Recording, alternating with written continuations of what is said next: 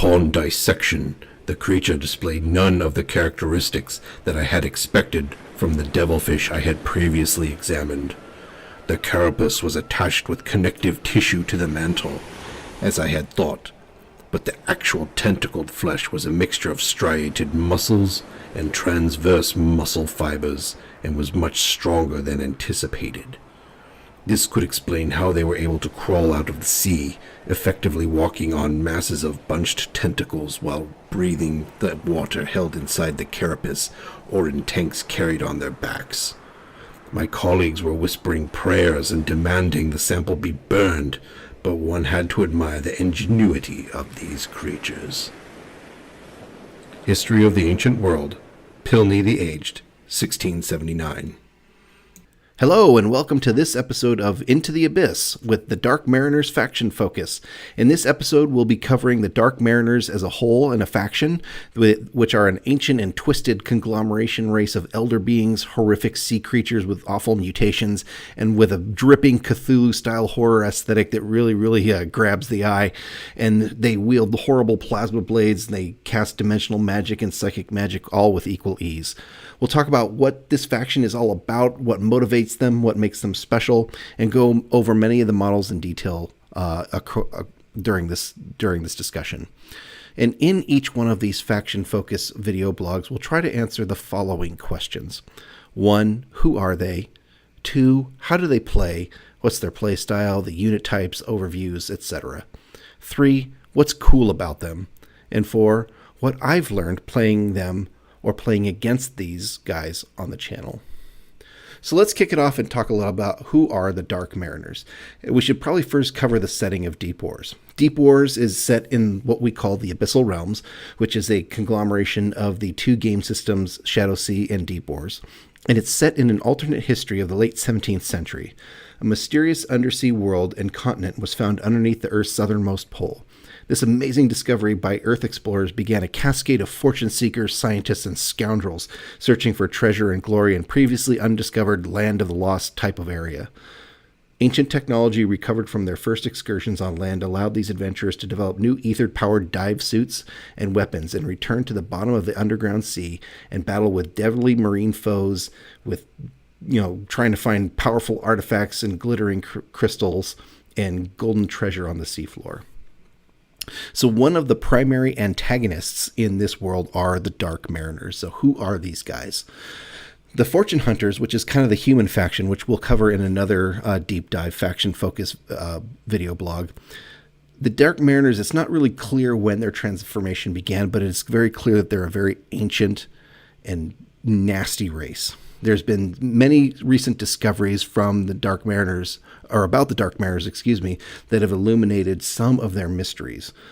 They're mutated and ancient beings who have acclimatized to the depths of the ocean of the Shadow Sea.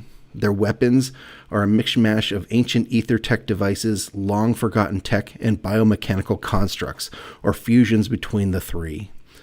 The primary weapons utilize the power of sonic energy and cause disruption of tissue and bone as well as metal structures. They're devastating at close range, and their other weapons that focus ethereal energy fields cause their targets to melt into piles of gore, even inside armored diving suits, which sounds pretty nasty, right? So these are guys that you really don't want to mess with, particularly up close. So a lot of the warriors are kind of these mutated tentacled monstrosities, but that's not all that the faction has to offer. They also have magic users in the sense of hideous telepathic beings with these tentacled bodies and armored shells.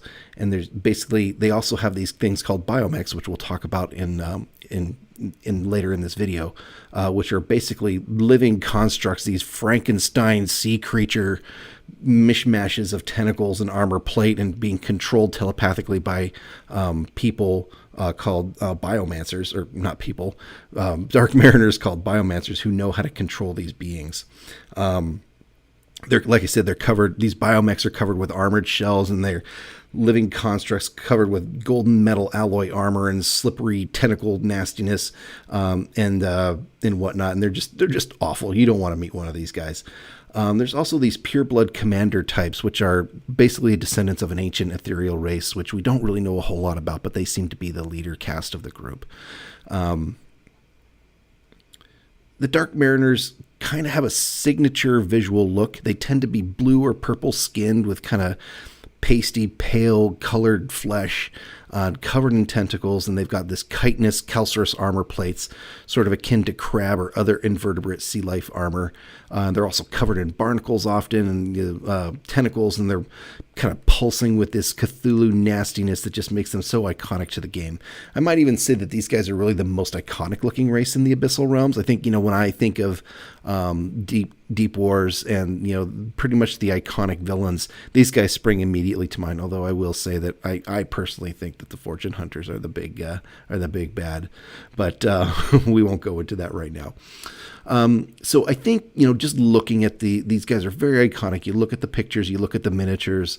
I personally feel like these guys on a purely visual level have quite broad appeal. And I think, talking about these fellas in the Abyssal Realms Facebook page and, online and whatnot, that this tends to be one of people's favorite visual factions. Let's talk a little bit about their motivations and talk about who these guys are. What are their motivations? Why are they doing what they do? The Dark Mariners, above all, seek power through any means necessary. They are corrupted. They are vile. Everything from a human, goodness perspective, these guys are kind of pure, corrupted, concentrated evil. Corruption, subjugation, enslavement, decimation, conquering, psychic or telepathic domination. All of these are the tools of the Dark Mariners. No means of acquiring greater power are off limits to these guys. Their thirst for power is gained typically through acquisition and use of ethereal artifacts or magic. They use psychic, dimensional, and telepathic magic to use, to enslave or conquer everything in their path. They use the dark arts and meddle with powers that they should not be meddled with and should not even be understood by any sane person in order to gain this power over anything that stands in their path. It should be noted that is what the perception of the Dark Mariners is from the other factions, and to a large degree, I think that's true. They seem to be on a quest and a thirst for power that's just completely unbridled. However, within the Dark Mariners, the motivation to regain their power is one of having lost their status in the world.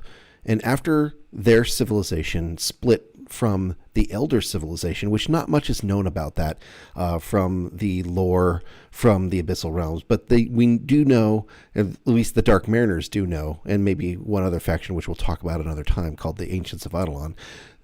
We do know that their civilization split from an Elder Civilization and split into two, one of those factions being the Ancients of Eidolon and the other being the Dark Mariners. Most of the highest technological advancements disappeared with the Elder Civilization, and really not much is known about what happened to that Elder Civilization, where they went. Are they still around? What happened to them? I don't think we really know. But a lot of the best tech went with the Elder Civilization wherever they went, and the Eidolons took a lot of the rest that wasn't claimed by the Elder Civilization, leaving the Dark Mariners with not a lot. They were kind of left out of the scene on this. And so now the Dark Mariners, trying to regain their status in this world, have delved too far into the biotech and to dark, mysterious arts, which, frankly, again, like we mentioned before, probably should not be dabbled in. And through their, wanting to get back to that place of, a status or, being in their place within the world, they've become corrupted. They've lost sight of where they should be. They've become corrupted. And so now the purebloods within their race, which we'll talk about more, know they need to try to find more of the elder tech to help rebuild their society, rebuild their forces. And a lot of it comes off as brutality, and a lot of it comes off as power seeking, and which is probably deservedly so. But they are also very corrupted, and they've used these dark magics, they've used these dark arts and dark technology to rebuild their lost abilities from before, and it's completely corrupted them as a race. Not much is known about Dark Mariner society other than their attraction to power, ruthlessness, and its pursuit, and the nature of the creatures that have been observed, captured, or analyzed, or dissected by the Fortune Hunters kind of gives us a little bit of information about how they are built or how they're structured or what their physiology is.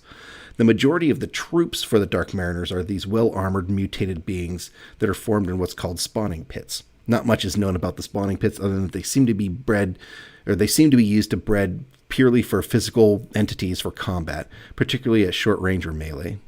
Above and beyond what's found from these spawning pits, it's believed the Dark Mariner hierarchy is determined purely by the purity of their bloodline. So there's these Dark Mariner purebloods, which are basically pureblood ancestors of this this ancient race, which relatively nothing is known about other than that they are now sea dwellers or they're amphibious, and they descend from this very long line of pure blood descendants. There's relatively, like I said, there's relatively few of these. There's not much is known about these guys. There's relatively few in number of these that are actually still alive. And we'll talk about that a little bit when we talk about the units. In successive generations past the purebloods, they become a little bit more mutated, maybe a little bit more psychic, and they kind of devolve into these monsters that are more mutated flesh than the original elder beings. This race's preferred weaponry tends to be brutal melee damage in the form of tentacles, crushing claws, or smashing barnacle-covered club-like appendages for their natural weapons. Many of them do carry natural weapons, which are like these claws or tentacles or whatnot. But sometimes the less hulking monstrosity mutated ones, the ones that are less like that, they may have more human-like appendages. Sometimes they carry weapons like spears or swords or shields or something like that. Some of the more elite troops, in a hand-to-hand sense, carry things called plasma-charged etheric energy blades, like pole arms or halberds or swords, and those are generally for a little bit more elite troops. For shooting weaponry, these guys tend to rely on very short-ranged, hard-hitting plasma weaponry or lightning weaponry. They are also masters of psychic, telepathic, and dimensional magic, which we'll cover a little bit later on. Okay, so that sort of covers question one a little bit, like who are the Dark Mariners, what are they doing, why are they there, what are they like? Tell us a little bit about the races in general. I think we've covered that a little bit, and there's more information in the Shadow Sea and the Deep Wars books if you want to dive into that, but I think that gives you kind of a good general idea of what these guys are. Let's move on to number 2. How do these guys play? And I will, for one, will be the first to say that Dark Mariners are probably my favorite faction, but I sometimes really feel like maybe I don't understand how to play them. I guess my playstyle can be categorized as maybe as simplistic and aggressive.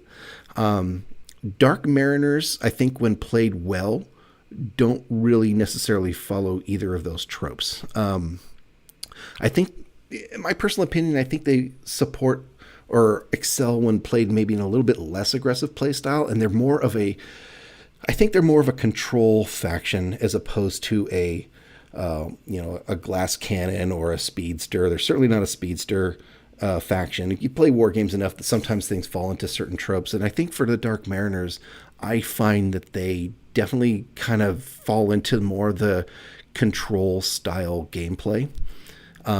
Lots of magic, lots of powerful magic, and you've got to position yourself right, and you've got to be thinking a few turns ahead in order to get the maximum out of them. Now, that's not to say that they don't have hard-hitting units or well-armored units, or they don't have units that can hold their own in combat. Far be it from that. They definitely have really great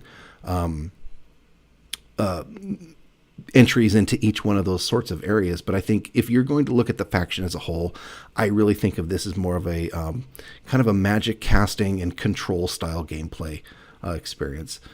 Dark Mariners to seem, they can't really compete with the Fortune Hunters, say, on ranged shooting. They can't compete with Nereids on speed.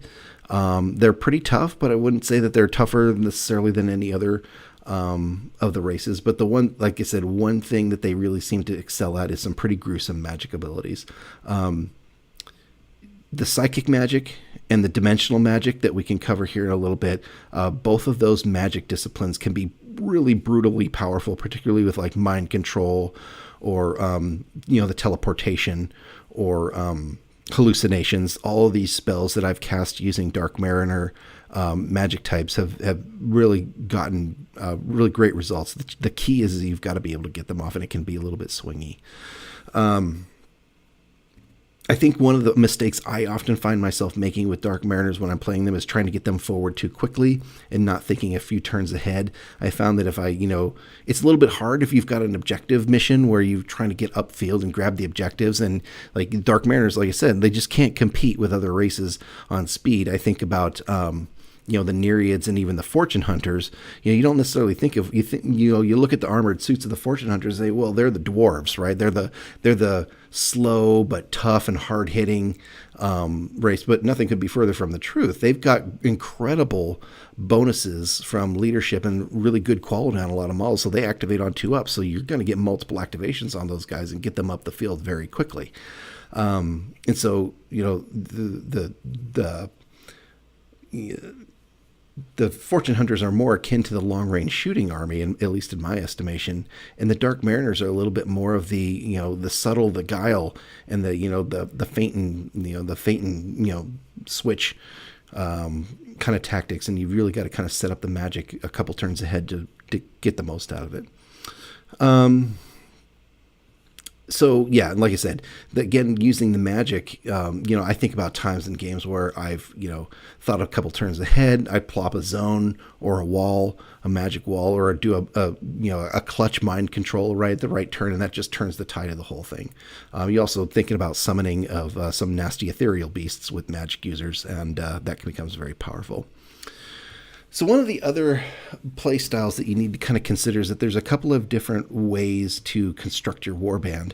All warbands have leaders and things like scientists and medics and whatnot and magic users, but there's one thing that's a little bit different about the Dark Mariners that bears witness, I think, and discussing a little bit more. Like the Fortune Hunters have things like, you've got your human you've got your human models, and then you've got mechanical constructs. Well, there's a similar thing with the Dark Mariners, where there's your regular living entities, if you can call them that, for the Dark Mariners, and you've got biomechs. So biomechs are sort of like biological mechanisms. They're sort of like biological robots, and so much like the Fortune Hunters have have those mechanical constructs that you need to control using certain models. Much like that, in the Dark Mariners, there's something called a Biomancer, which has kind of a psychic telepathic control over these things called biomechs. The biomechs, again, being kind of these constructed beings made out of not necessarily metal components, but some metal, some living components, and kind of twisted together into this unholy fusion of monster and machine. Biomancers are basically the leaders for biomechs and give them bonuses to activation. Much like leaders, models with the leader keyword give bonuses to quality activation or quality checks on regular living models. So when you're constructing your forces, really kind of bears witness to, you might want to think a little bit about, okay, if I'm going to bring biomechs, and that's really appealing because they tend to have heavier armor, they tend to have more brutal weapons, particularly at close range. They tend to be tougher, they tend to be choppier, but you've got to pay, just like you would for a leader, you've got to pay for a biomancer if you want to make the most out of each one of their activations. So that's not different necessarily by having a leader that's going to help the activations for living models, but you got to think about, okay, if I'm going to go with living models and biomechs, you need to have two style of quote-unquote leaders to kind of make them work, just like you would with any other faction that has mechanical constructs and whatnot, but it's just something different with the Dark Mariners where you have to have a biomancer. So that's kind of the difference between regular living troops and biomechanical constructs. I think one of the other things that I think about when playing this faction is that the leadership bubble provided by your leader is particularly important with Dark Mariners. A lot of your Dark Mariners troops, both in Deep Wars and Shadow Sea, are quality 4, particularly the biomech constructs. You're going to find a lot of them are quality 4. So the Biomancer being within a long stick of those guys, he's going to get them to quality 3. The difference between a quality 3 and a quality 4 activation is huge. And so leadership, either from a Biomancer or from a leader, is really critically important, I find, with the Dark Mariners, because they don't have a lot of natively quality 3 models that are the ones that want to get up in your face. Now, the quality 3 models that are natively quality 3, I mean, when I say natively quality 3, I mean like quality 3 right out the box. You don't have to have a leader around to support them within a long stick to get them to quality 3.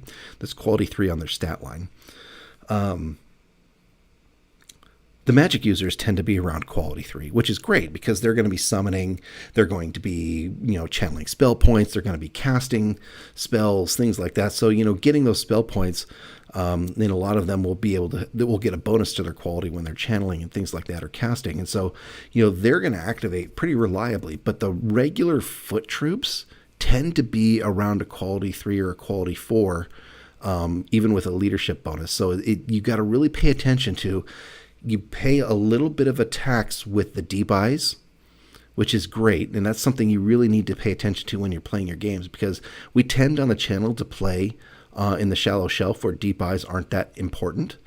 If you get into the Abyssal zone, that becomes crazy important because not everything has deep eyes, not everything can see. You can get lost in the dark pretty easily, and so that's actually something to really kind of keep in mind when you're playing the Dark Mariners. You are built for amphibious work, and you're built for being in the Abyssal zone. So those are things that are built into those models that really help them, but you also have to remember that you're paying for that in their stat line or their points cost. And so you're not necessarily reaping all the rewards if you're not playing in those sorts of genres or in those sorts of environs, I should say. So that's a little bit about what the Dark Mariners are like to play. I feel like they're a little bit of a control faction. You want to kind of maybe hang back a little bit, let the enemy come to you, and then pop your magic. I think they excel in close combat if you need to get them in there. I think they excel at magic for sure. War of attrition, I think they tend to, they've got good armor, although I have found that armor is not necessarily as important as a quality in terms of stat line, but it's certainly there. And so that's kind of an overview in terms of what they're like to play and what you can expect from them on the table. Let's go into a little bit more about unit types. Like every other faction in Deep Wars and Shadowsea, there's a variety of models that you can choose from in order to put together your warband. And so whatever points level you pick, the list construction remains the same for all different factions. So, up to 50% of your models can be personalities. You can go 10 points over whatever your points limit is. Things like that. We won't go into that here, but really what we're going to do here is kind of go over the list of the models that are provided by Antimatter Games for each one of the unit entries in the list, and we'll talk a little bit about it, kind of my experience with them, as well as kind of my thoughts and feelings on each one of these models and how they perform, and what the kind of maybe some key things are. So let's start with leaders. You want a leader in any one of your warbands. Can you play a warband without a leader? Sure, absolutely. One of the big things about a leader is it gives you a quality bonus to your activations. And so there's a couple different leaders within the Dark Mariners. One of them, I believe, this fella is in the one of the early faction starter kits, and that's the Vanguard Captain. He's 120 points. He's quality 3 and combat 3, and so he's got leader, which gives you that long stick of activation bonus for any models that are within that long stick. He's got a gun that shoots at short range. He's got deep eyes, just like every other Dark Mariners. He can use EtherTech 2 level devices. He's got Psychic Command, which means that he can do a group activation within 2 long sticks without line of sight if needed. That's pretty huge and something that I haven't really used a whole lot. And in particular, I haven't done a lot of group activations, and I feel kind of bad about that. I feel like I should be doing more group activations, but that's something that I haven't really explored very much with this particular guy. I've only played him in a couple games, and I'll be honest with you, he wasn't really kind of my first leader of choice, but then again, as I kind of look back on it, it's like maybe I'm just not using him correctly, like using the Psychic Command to be able to activate up to 2 long sticks away without line of sight. That's pretty good. But he is also 120 points, so you're doing a little bit of trade-off there. So like I said, he's quality 3 and combat 3, strength resistance of 5, and will of 3. And so those are pretty standard secondary stats for a Dark Mariners guy. Like I said, he's a leader. He's amphibious. Like many of the Dark Mariners, he's amphibious. So if you're playing a Dark Mariner, or if you're playing a Deep Wars Shadowsea game, having that amphibious is really, really nice. You don't have to make those pesky swim checks, which can I've seen really throw the hurt on on some other factions. EtherTech 2, so he's able to use EtherTech level 2 devices. A lot of the Dark Mariners have a special rule called Mutant Spawn, and the Vanguard Captain is no exception. The Mutant Spawn is when you're rolling for activation with 3 dice. If you roll an unmodified 1, you got to roll a dice again. And if you get another one, you basically end that model's activation and you end that turn. So that can actually be pretty brutal, and that's actually happened a few times. So that's one of those things that one of the trade-offs in general with Dark Mariners, that if you've got that Mutant Spawn ability, you've really kind of pay attention to that, and that can really kind of flow up your activations. It doesn't happen a lot, but it does seem to happen right at the most inopportune times. So this guy, he's got 4 wounds on the body, 2 wounds on the head. He's pretty survivable. He's a pretty survivable stat line for a leader. The things that I like about this guy are, again, he's got that extra leadership ability of the Psychic Command. That's really super great, particularly with group activations. Other than that, I don't find much exceptional about this guy. He's got a short-range energy pistol, and he's got tentacles. And, really, this guy, to be honest, this is not a guy that you want to get up and, put into hand-to-hand with anybody. He doesn't have any pluses on his tentacles. He's probably going to take the hurt when he tries to fight somebody. I think where you really want, if you're really interested in this guy, this is where you want to have multiple models of the same type that you can do group activations with and see if you can get some mileage out of that. So I think that's one of the leaders for the Dark Mariners. It's definitely worth taking a look at, but I think if you're going to utilize him to his full effect, I think he might be someone that you might need to kind of build a list around.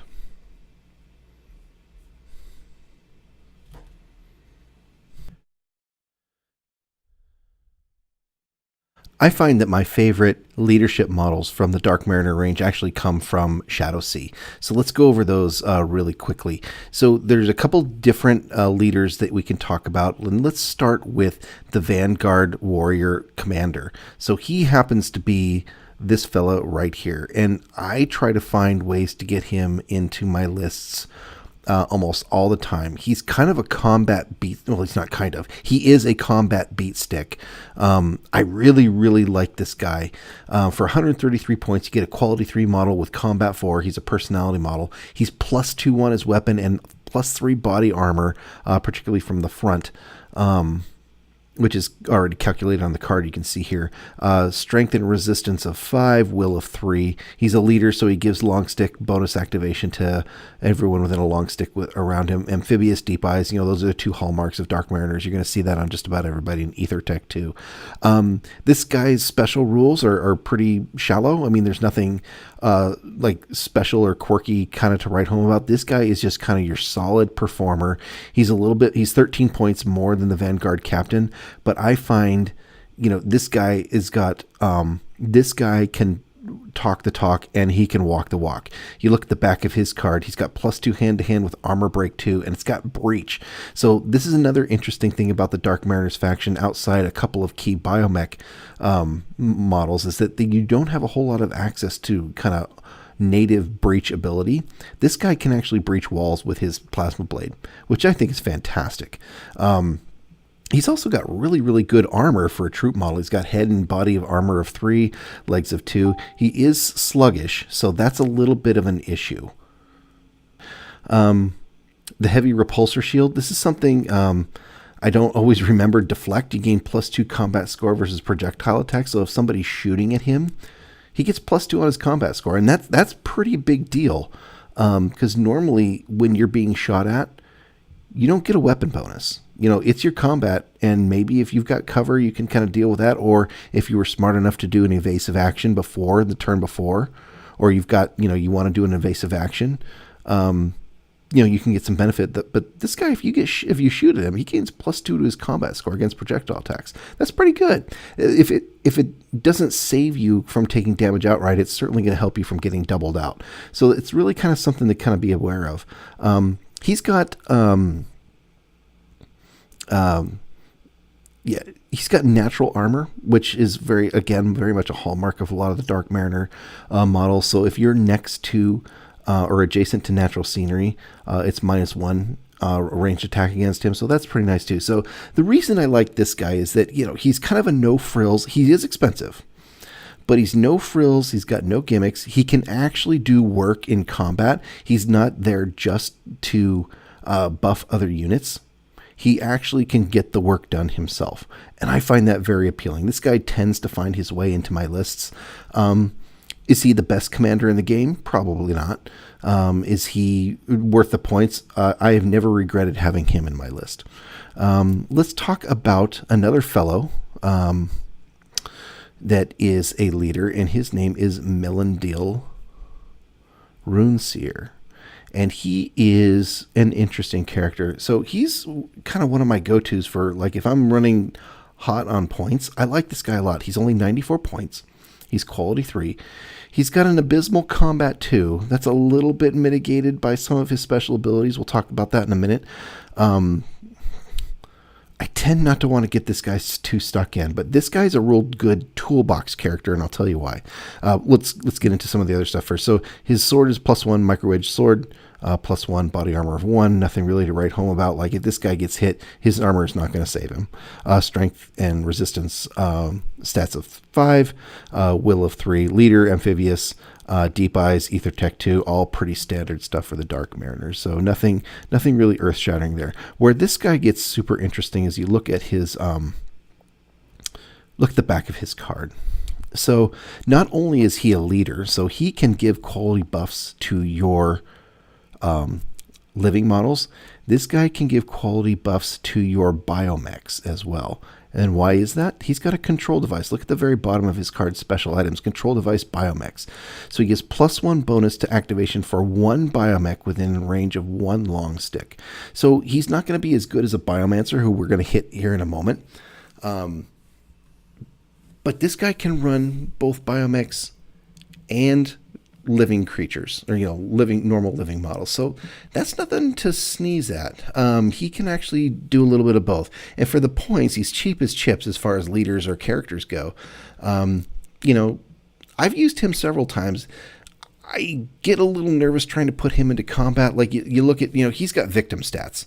You look at this guy, it's like, okay, this guy is just gonna go down. You kind of have to do this a little bit smartly. The way you use his micro-edged sword is that you look at the micro-edged sword and you look at the precise and fragile, particularly the precise. You get +2 in targeting a subsystem. So this guy is kind of the Cobra. I think of him as the Cobra Kai leader. Sweep the leg. This is the guy you go stabby McStabby pants on the enemy model's legs, and you'll get that +2 when trying to target the subsystem. You always get a minus when targeting a subsystem, but this guy can actually take out a subsystem, like maybe sweep the legs, and then they can't follow you. But again, that's still a little bit of a stretch with that combat too. You got to be so careful. So normally, I will only go into combat if I get a really great activation where I can do a rush, a charge, or a rush, or a mighty blow. Those are probably the times when I would think it's probably safer to put him into combat. But again, with that combat too, it's just not amazing. And so I think in terms of general leaders, there's a couple other leaders that we should talk about. And there is a commander, I believe, in the back in the Deep Wars line, and let's talk about him a little bit. See if we can pull up his card here as I flip through them. This is great radio, folks. You get to listen to me talk about Eluvi Darkeye. He's a personality model. He's not a leader, but he's a commander, and there's a subtle difference there. He can order group activations, and group channeling gives +1 to activation roll for the group. So it's not the same as a leader. It's not that he doesn't give a quality buff to everyone within a long stick, but if you do a group activation or group channeling, gives you +1. So not the same. It's good, but not the same. But the thing about Eluvi Darkeye, I think, is a commander of the Night Sea. He's a personality model, 268 points. We're talking hero level points here. So, I mean, he's quality 2, which is freaking fantastic. Combat 3, not amazing. He's got great survivability stats in the strength and resistance of 4, willpower of 2. That's amazing. He's mounted. He's tough. So this guy's got a lot of wounds to chew through. Good armor. or great armor. Tentacles, not bad. At least it's not 0. And disruptor cannon, it's pretty good. The disruptor cannons are short range, so not the most amazing. Where this guy kind of comes into his own is that he's got a lot of great magic. He's an Ethermancer. He can summon ethereals. He can cast dimensional spells. Dimensional spells are amazing. He can summon bad guys. He can summon the Gothaga, I think his name is, one of the nastiest things you can summon. This guy's interesting in that he's ruthless. One of the very few models in the line that is ruthless. And ruthless is fun because you can shoot into hand-to-hand combat. And why wouldn't you if you rode an armored octopus with two big disruptor cannons on its front? That's what I would do. So he's also swimming. He can move underwater. He's a shooter. He can shoot with a short stick. So the problem with a lot of the Dark Mariner shooting is that it's super short range. And so, you look at shooter short, even if the weapon says that it's a medium, it's, you shoot her short, you got to stick within those bounds. This guy shooting, I've played with, so full transparency, I've only played one game with this guy, and I didn't do particularly well. I kind of held him back a little bit, and Catan the Ravenous from the Scaly Horde just kind of came up and basically, handed him his lunch.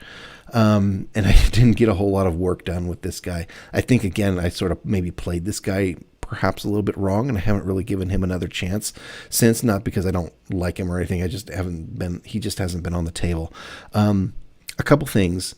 I think if you're going to try to play this guy, again, you're going with the group activation. You might want to list build around getting models that will group activate well with him and synergize well with him.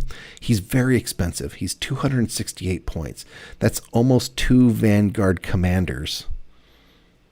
Right? Actually, it's more than 2 Vanguard commanders. So, you got to balance that against how much work is he actually doing.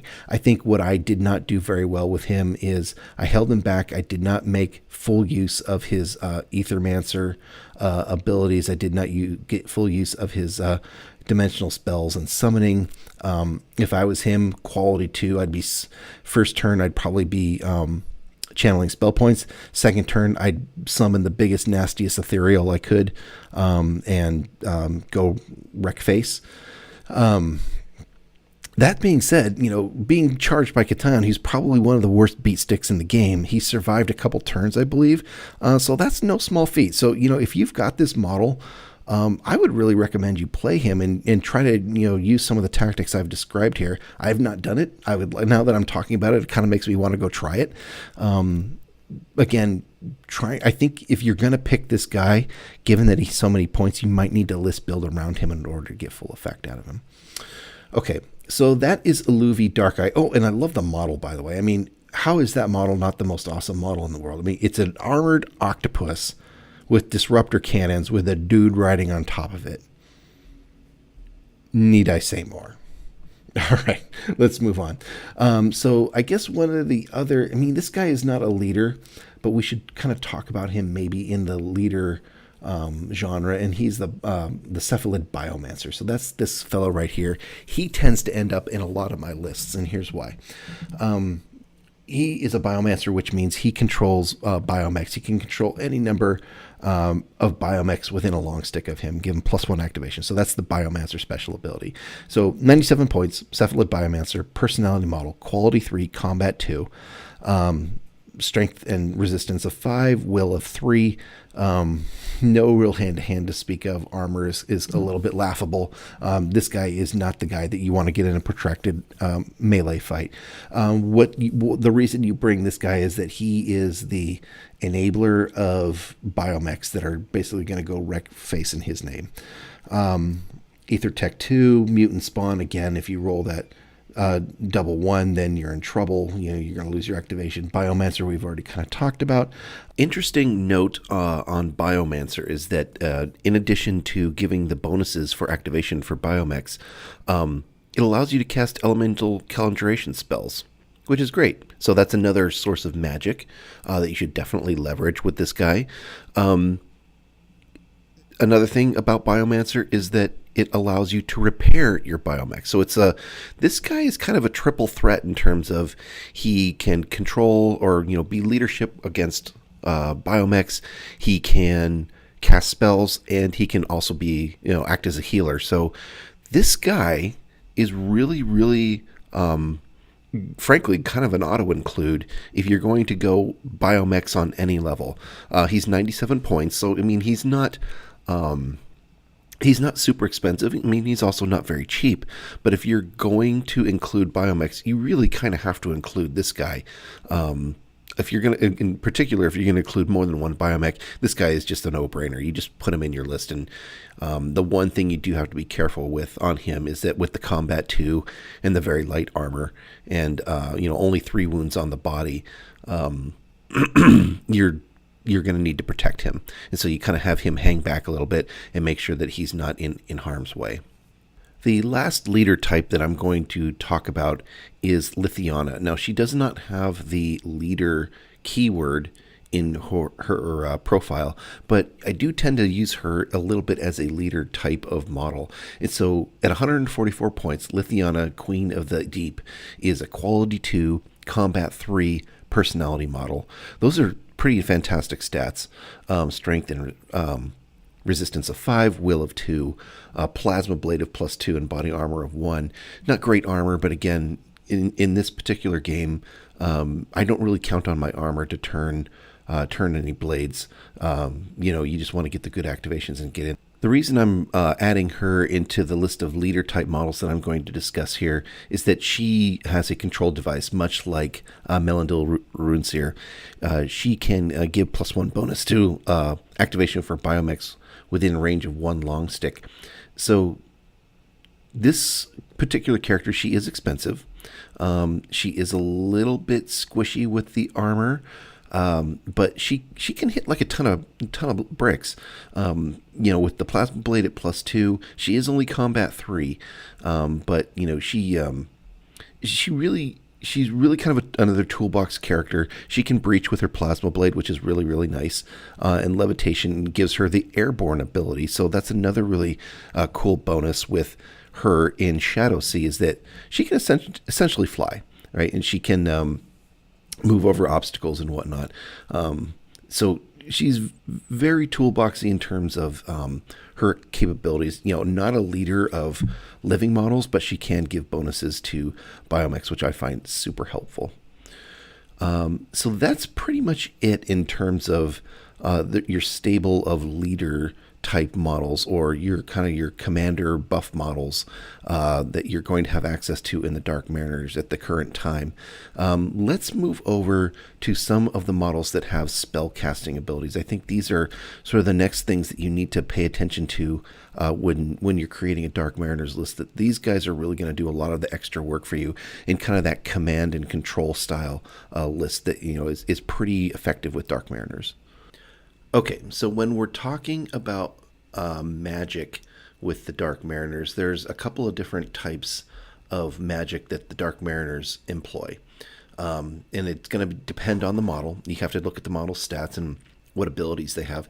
But in general, you're going to be looking at magic users or spellcasters that are able to use elemental conjuration spells, psychic magic, or dimensional magic. And those three sort of disciplines, again, take a look at the card. You have to look at the cards to see which ones of those they can. Like, for instance, a cephalid telepath from the Shadowsea line is a telepath which confers psychic magic spells.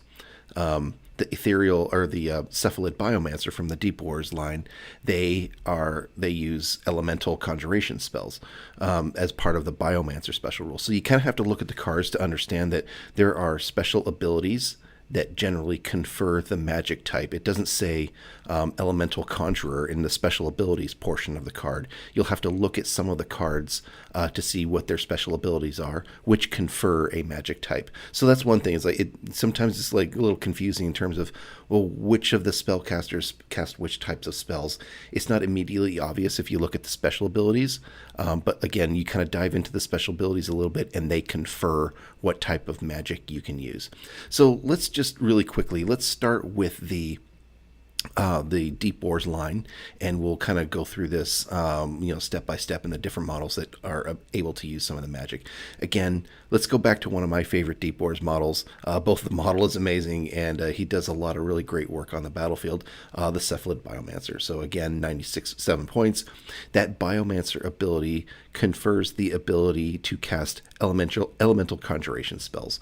So when you go look at the Deep Wars rulebook, you go look at the elemental conjuration spells, and there's a couple of really good ones in there. Phosphorescent Glow, that's really good if you want to light up a zone in the abyss so that you can see, and it kind of ignores camouflage and stealth effects on other models. So if you need to light up a zone so that you can target somebody, this is a pretty good one. I'll be honest, I don't use Phosphorescent Glow a ton, probably because we don't do a lot of games in the Abyssal Zone, which we should really try to do that a little bit more often. But, that one's pretty situational, but it can be very effective.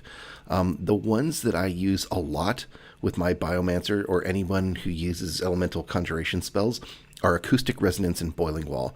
Those two are sort of my favorite spells to use. Acoustic Resonance is fantastic.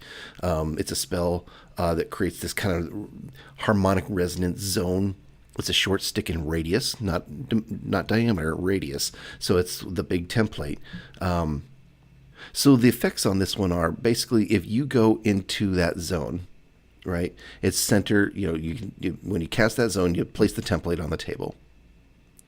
And it's as long as it's in the caster's field of view. Any model entering or activating within that zone has to make a resistance check without the armor bonus. That's critical because sometimes the armor bonus really kind of enables you to pass those resistance checks. It gets a lot harder when you're trying to resist on 5s.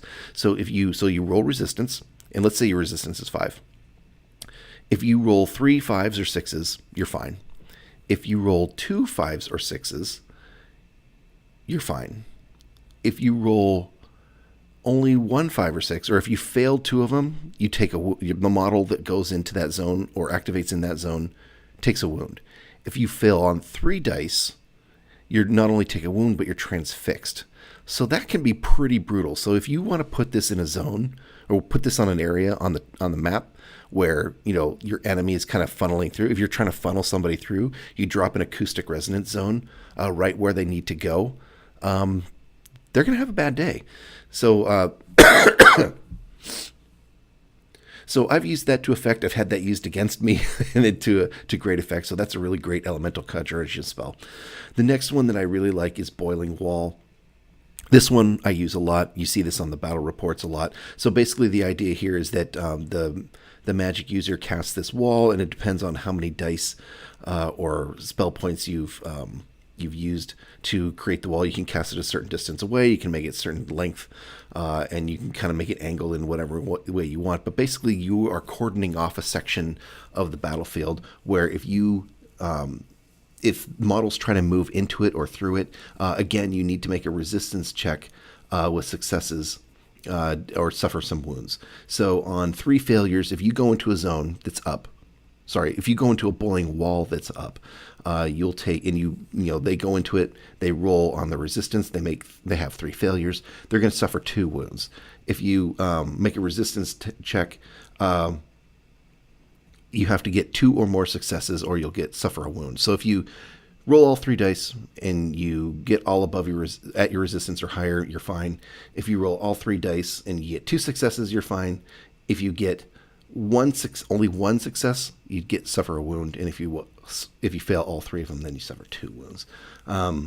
And this is, if you've got energy resistance, you're pretty good on this one, although there's not a lot of models that have energy resistance, but, that's something to kind of keep in consideration there. So those are great elemental spell effects. Again, this kind of plays towards the kind of control aspects of the Dark Mariners. They're kind of controlling the flow of the battlefield. Elemental conjuration magic is on several different models, particularly things like Biomancers, and so that's a really good thing to have. Let's go on to Psychic Magic. The next area of magic I want to cover is the psychic magic spells. And so, oh boy, these are some of my favorite. I really like these ones. So my psychic magic attack spells, they kind of operate the same in terms of range as regular ranged attack spells, but are treated differently than attack. We assume that they hit the target that's within range. And the target must resist the spell effect on a will check. And so it's a little bit different than like plopping a zone down. But essentially, it's just like any other magic. You got to roll for range, or you've got to apply magic points towards it in order to get the spell to go off. And so some of the, just kind of briefly, what are psychic magic attack spells? So these are kind of, again, more kind of command and control style spells that really kind of mess with your opponent. So let's talk about some of the psychic magic attack spells. One of them is transfix. So basically, you can transfix a model of your enemies and basically take them out of the game until they can pass, get out of that transfix state.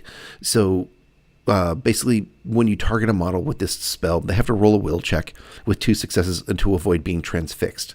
Once the model is transfixed, it cannot act for that turn. And, it's basically just standing there, unable to activate until you get rid of the effect. That's brutal. You get +2 to hit on transfixed models, so you can go try to freeze some big nasty on the other side. And until they can pass a transfix check to gain control of their model again, they're just a sitting duck. So that's a pretty good one to get off. Another one that's really great is called Control. The psychic spellcaster uses this type of spell to take control of the mind of the victim. So basically, you can mind control an enemy.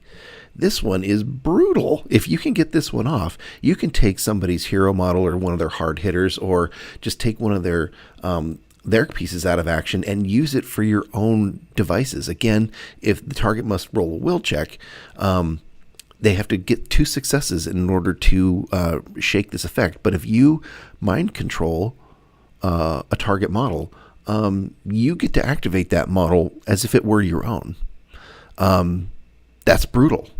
Now, again, like with these two, if the controlling model, let's say the Dark Mariner model that casts the psychic magic spell, if they are killed, then the effect wears off. So that's something, you want to keep these guys who are casting these spells protected. But that's another powerful one. Another one that's kind of fun, we've done this in a battle report before, is hallucinations.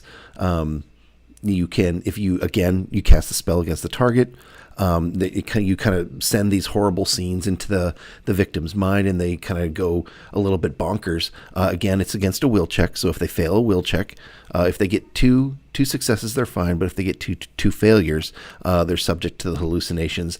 And basically what happens there, the model must run towards the closest table edge, and must make 2 moves.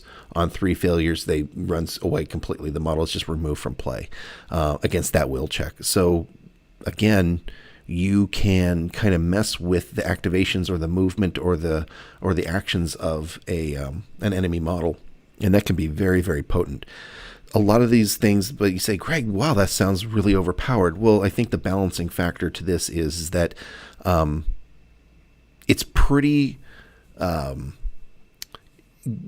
getting 2 failures on a will check can be sometimes a little bit challenging. So normally, this thing doesn't go off with the greatest of ease all the time. So, just kind of be aware that it is a little bit dependent on how your opponent rolls on their will checks. If they've got a strong will stat, like a 3, you're rolling the dice here a little bit, no pun intended. If they've got a will of 4 or 5 or something like that, you've got a good chance of doing some pretty damaging results. But again, it's kind of dependent on the will check. It doesn't automatically go off. There's also some psychic conjuration spells. Psychic linkage allows you. There's a spell called psychic linkage, which allows you to break into the mind of allies and give orders and whatnot. There's an illusory zone. Basically, you create a zone, again, with the short stick radius. And basically, when you drop that zone, and it's a cylinder that goes completely straight up on all depth levels. a model moving into the illusory zone has to make, to make a will check to avoid confusion. A confused model by the illusions forfeits its actions for the turn, stopping within the zone. So they're kind of like, hey, what's going on? What? And so you're basically taking them out of action. Zone of Terror is another good one. Again, a zone. It's by Arcanists or Telepaths. You cast a zone with a short short stick radius. Models moving into that zone or having a zone cast around it need to make a morale check, right? And on a 1 failure, the model must immediately make 1 move towards the closest table edge. 2 failures, it must make 2 moves, and on 3 failures, it automatically runs away.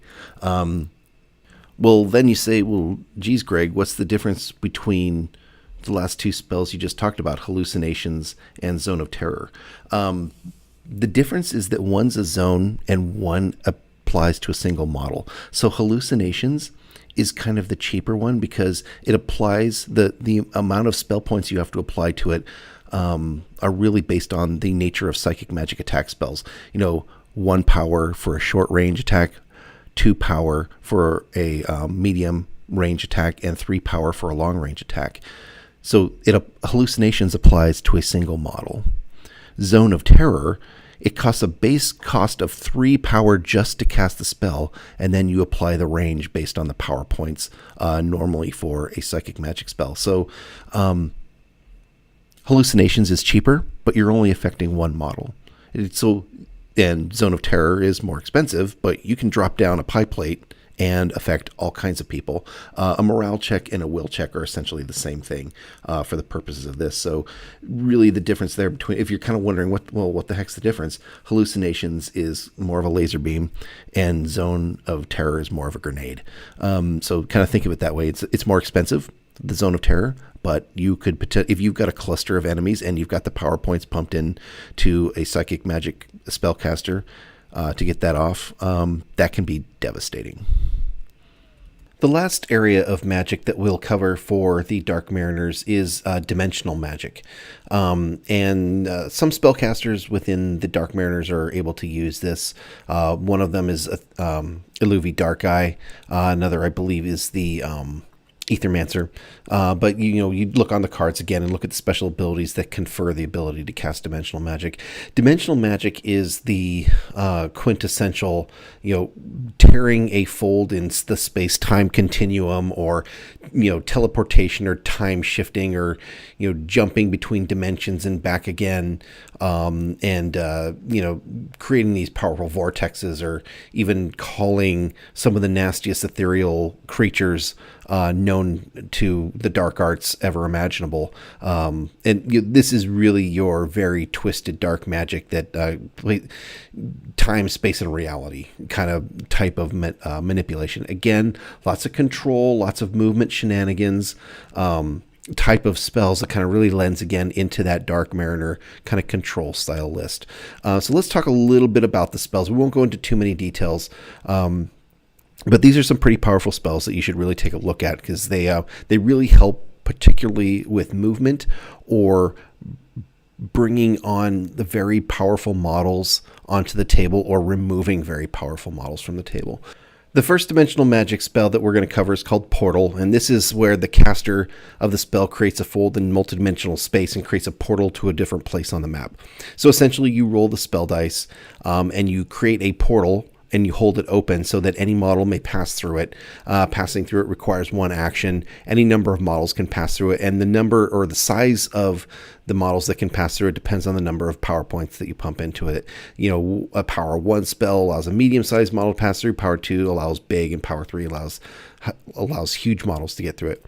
Amplifying the spell also allows the caster to create additional entrances per power point over 3. So this can really create an interesting place where you're jumping using a single, if you're close to one of the openings, you can jump through the portal and go through the other side potentially in multiple places, which can really kind of do a lot of great backfield disruption, kind of board control type of spell. So take a look at this one. This one's pretty fun. The next one on there is Dimensional Jump. This allows the caster himself and even potentially based on, again, how many power points you pump into it, adjacent allies to kind of go through a transdimensional barrier. Basically, you can kind of go through another dimension. This allows you to make movements through solid rock or, through other terrain features or whatnot. This kind of, again, allows you to move models around without having to obey the normal movement rules, assuming that you get the spell off. Another one in there is called Time Shift, that creates a folded loop in dimensional space that gives a +1 bonus to spell power point to the activation roll for allied models within a short distance of the caster during the turn the spell is cast. This bonus cannot be used for spell casting rolls, though. So one of the fun things that you can do with this one, if you've got someone who can cast dimensional magic spells, you can put these near Biomechs. And this stacks with Biomancer or control devices. And so you can get, if you've got this caster next to a group of Biomechs, say, and they get this spell off, you activate this guy first, you cast this spell, everybody gets a +1 bonus to their activation rolls, and you've got either a Biomancer or someone with a control device, you can get Biomechs activating on 2s. So that one's pretty cool. So check that one out. The next one that we want to talk about is under Dimensional Magic Conjuration spells. Multi-image, that gives you a buff to -1. It kind of creates multiple images of you, and so the people who are trying to attack you can't really decide who's the real you, kind of like the Doctor Strange, who's Thanos going to kill after, all those guys on Titan, something like that. There's multiple copies of you, and you can't, it gives you a buff to your defense by putting a -1 combat score on ranged attacks and spell attacks against you. So that one's pretty cool. Haven't used that one too much, and I know I've used it a couple times, but it's interesting as a kind of a defensive thing if you're moving up the field. Dimensional Vortex is a favorite. That's a powerful spell that creates a swirling vortex. It takes 3 power, but works best when amplified. If you pump more spell power points into it, it works even better. Amplifying adds 1 extra medium stick to the maximum range you can cast that spell. So basically, you just drop a pie plate. When you cast this thing successfully, you drop a pie plate wherever the rules tell you to drop it. A model moving into or activating within the vortex must roll a strength check with 2 successes or be pulled into the central void where the swirling clouds of energy are sucked into the inky hole of darkness. So basically, if the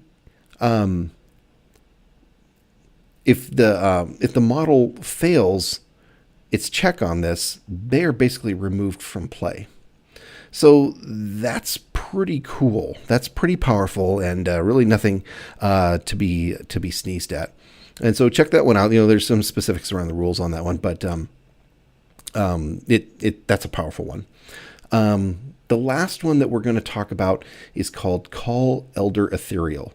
And what this does is it allows you to, you've got to take multiple turns on this one because it requires spell power 4 or higher so that you can summon a greater ethereal. So there's different greater ethereals. There's one in the Deep Wars books called Gothaga.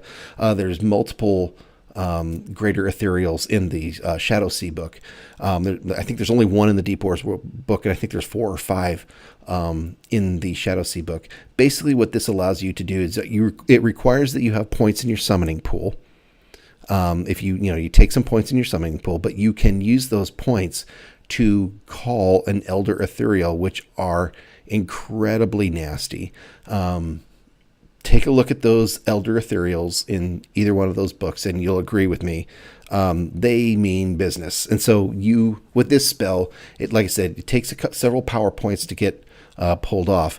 Also of note, the rules as of the 2.5 F or G printing, digital printing of the book, I think have an issue with this. And basically the rules call, after talking with Antimatter Games, is that you need to put enough summoning points in your pool to summon these guys. And I think there's a hard limit of 150 points of summoned creatures that you can put in your pool at one time. Basically, if you want to use this, use this spell, you need to increase that hard limit. So that's kind of the rules as intended, and that's how we will play the game.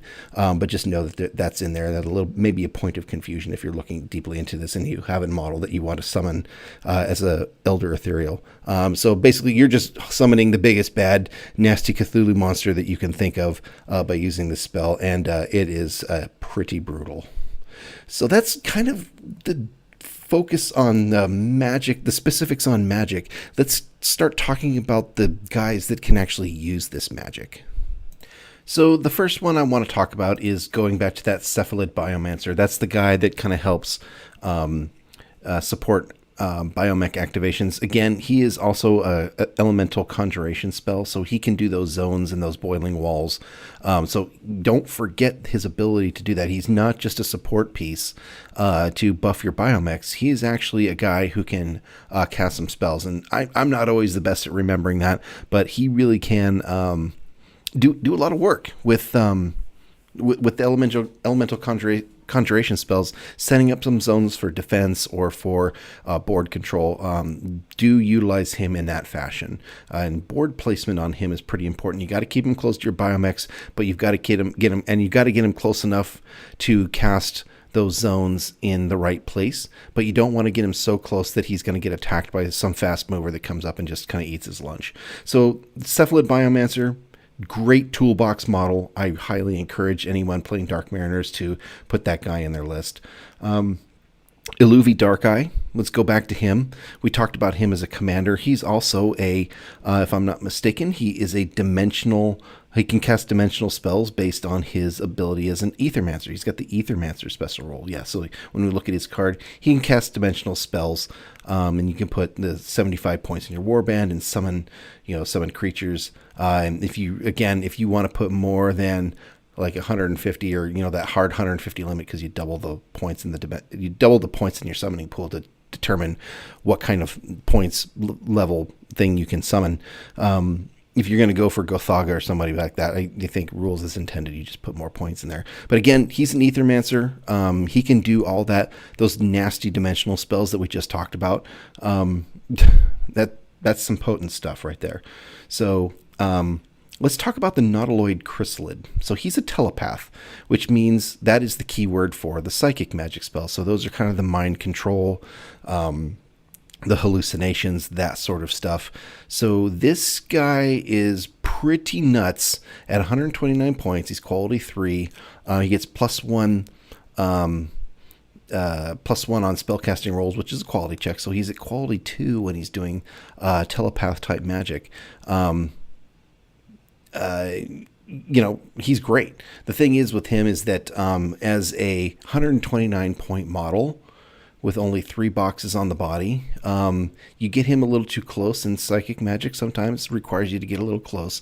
Monster hunters or other models that can do double or savage wounds, if you get him too close, he can be a little bit he can get taken down pretty quickly if you don't position him particularly well. So something to keep track of. Nautiloid Chrysalid, I think, can do a lot of great work, but be very careful with positioning on him.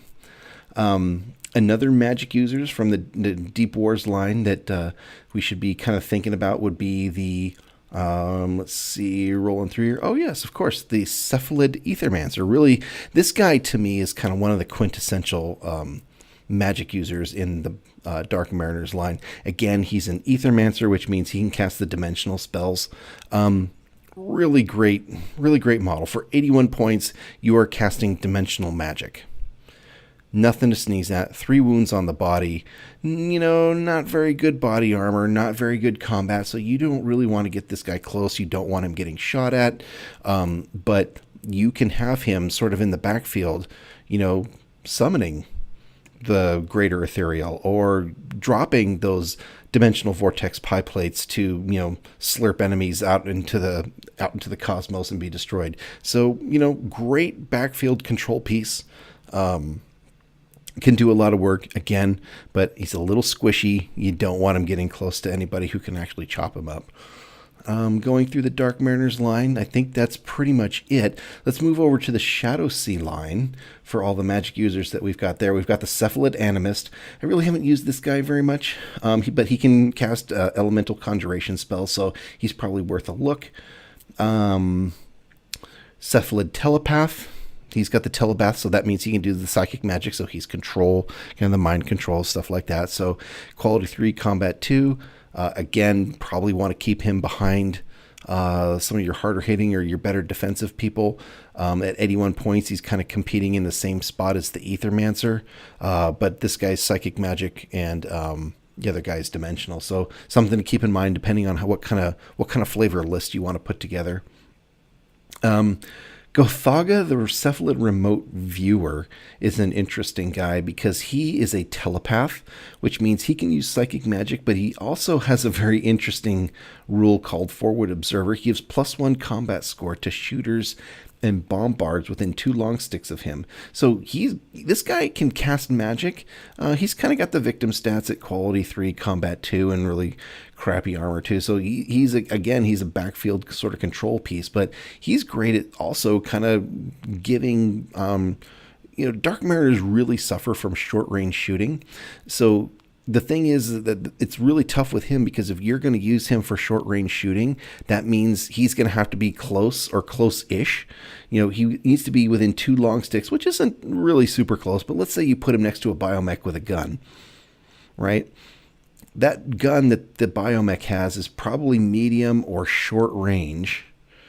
So you're giving that guy +1 combat score, which is great, nothing to sneeze at, but that means that your Golgotha model is going to have to be within 2 sticks of people shooting.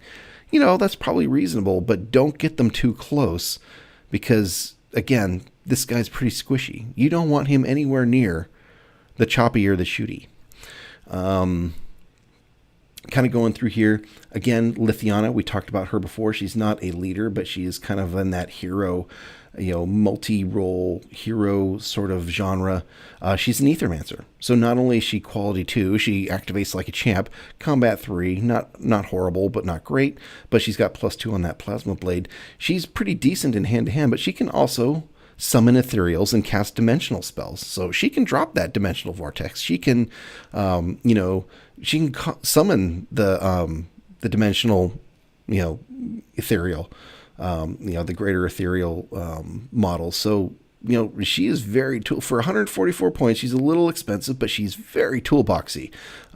Really, really quite exceptional model. I tend to find her in a lot of my lists. Going through the rest of these guys. Yochloch, Stealer of Minds. He's 89 points. He's quality 3, combat 2. Again, a telepath. What this guy does is, he does the psychic magic like the mind control and whatnot. So he's a little bit cheaper package than some of the other psychic magic users we've seen. Again, victim stats, don't get him close because he will die if you try to get him into anything remotely close to a hand-to-hand combat situation. But with the telepathic ability to cast psychic magic spells, he's really fantastic and in a relatively inexpensive package. Let's see if there's anybody else.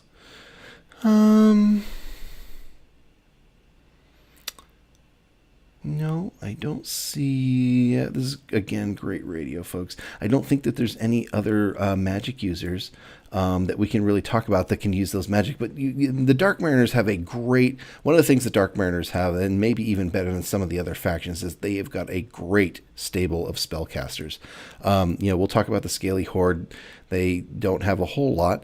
The Eidolons, they don't have a whole lot. And the Fortune Hunters, they have a few spellcasters or control type models, but Dark Mariners really have a ton of things that you can pick from in the spellcasting ability.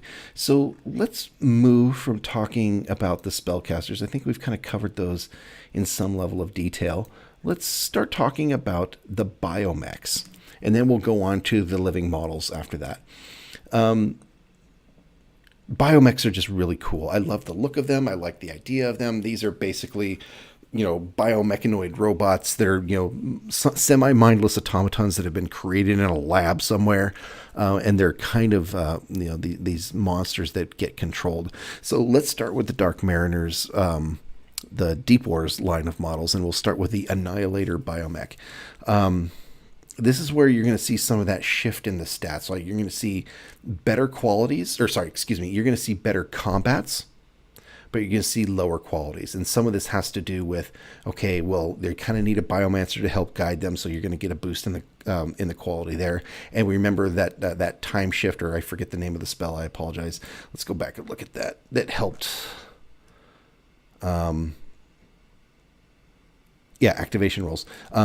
The time shift, I was right. Look at that.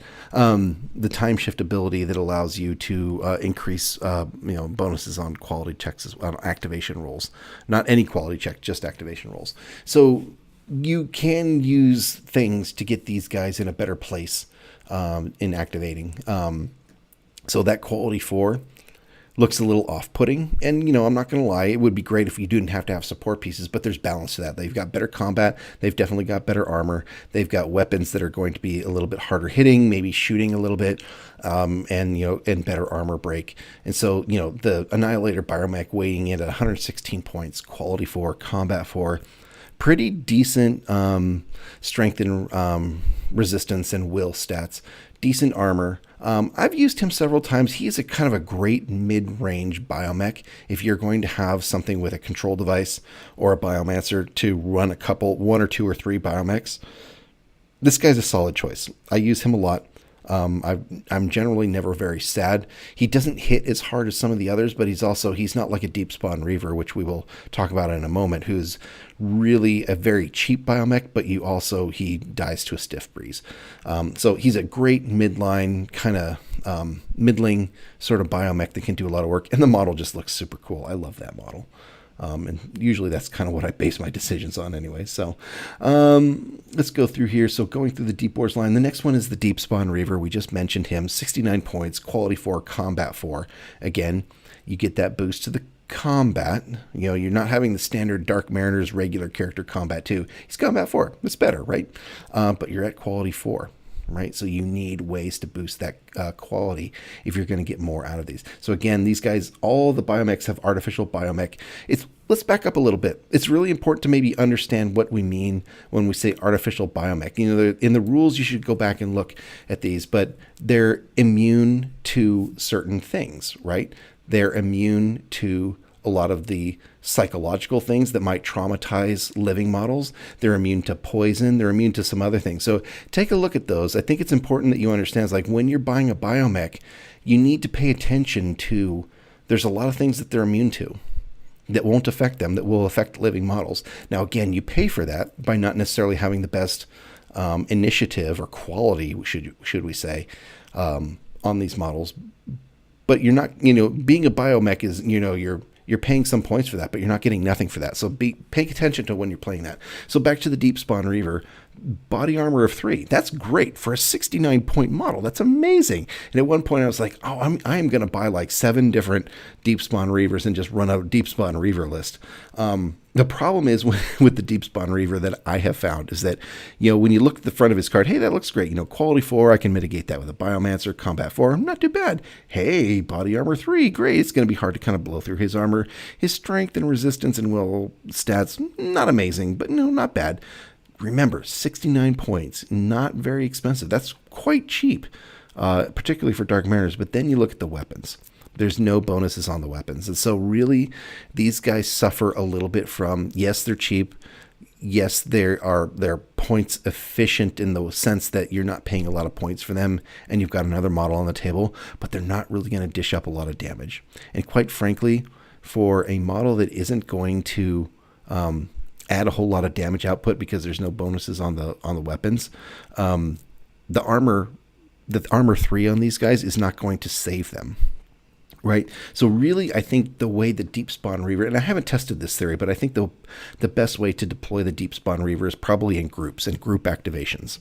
I think if you swarm an enemy with a couple of 69-point models and maybe a couple other heavy hitters, that's when they're really going to shine to kind of help buff each other through group activations or through flank attacks and things like that. I think that's what really make these guys shine. But they beautiful, gorgeous models, love it. It's very much you can tell that it was a humanoid that's been replaced with some mechanical parts and some nasty tentacle grafts or something like that. So really love that model. Fantastic. Next up on the Biomech side is the heavy combat Biomech. Now I love this model. One of the first models I painted up for the Dark Mariners and kind of helped me fall in love with this. 143 points.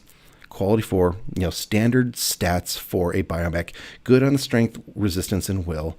Great on the armor. Now we're talking about an armor 5. We're starting to talk about armor that's actually going to repel a significant number of blows. And, when you talk armor 1, armor 2, even armor 3, that armor is going to save you a couple times, but it's not going to save you a lot. With the armor of 5, unless you're getting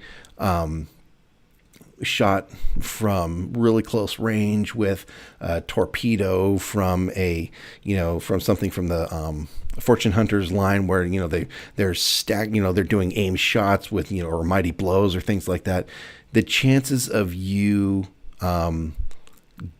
for certain getting doubled out are pretty rare. Doing damage on this, it doesn't. Don't get me wrong; these guys can still be hurt. It's not like they're invincible or anything. But body armor 5, that's when you really start to sit up and take notice. Okay, you have to put specific tools on this guy to take him out. He's also tough, which doubles the wounds on his locations, and so he's got a lot of wound boxes to chew through. He's big, so he's going to be doing more damage in hand to hand. He's easier to hit when he's getting shot. He's got a short range weapon, which again, Dark Mariners suffer a little bit from. Very powerful weapons, energy short +2 on that disruptor cannon, armor break 4, which is amazing, but short range. Man, you got to get danger close with this fella to put the hurt on with the cannon. I have found that the cannon is probably better to use than going in to hand because his energy short +2 versus and armor break 4 versus his big claws, which are hand to hand +1 and armor break 1. I feel like if my motivation is to do maximum damage, I just need to get close and do the cannon, which I often have failed to do. Is like, hey, I've got the big bad, I'm just going to charge into hand to hand and clobber you. Actually, the smarter place to stand within a short stick and just blast you to pieces. Again, great armor on this guy. He's got a crystal imager, so a lot of the living models for the Dark Mariners, I believe, have deep eyes, which we will, or actually they don't. Some of them do, some of them don't. Anyways, it's something to look at. But this guy's got a crystal imager, so he has normal vision in darkness, which is also a big bonus if you're not playing in the shallow shelf. Again, I really like the heavy combat Biomech. He's not my favorite heavy hitter, though. We're gonna get to that guy in a minute. The next Biomech that I want to talk about is the 100-point Octopod Biomech. Combat 3, quality 4, body armor 3, not bad. Strength, resistance, and will, not bad. I've not used this guy a lot, and to be honest, there's a reason for that. I've used him in a few games, and I just really honestly didn't get much out of him.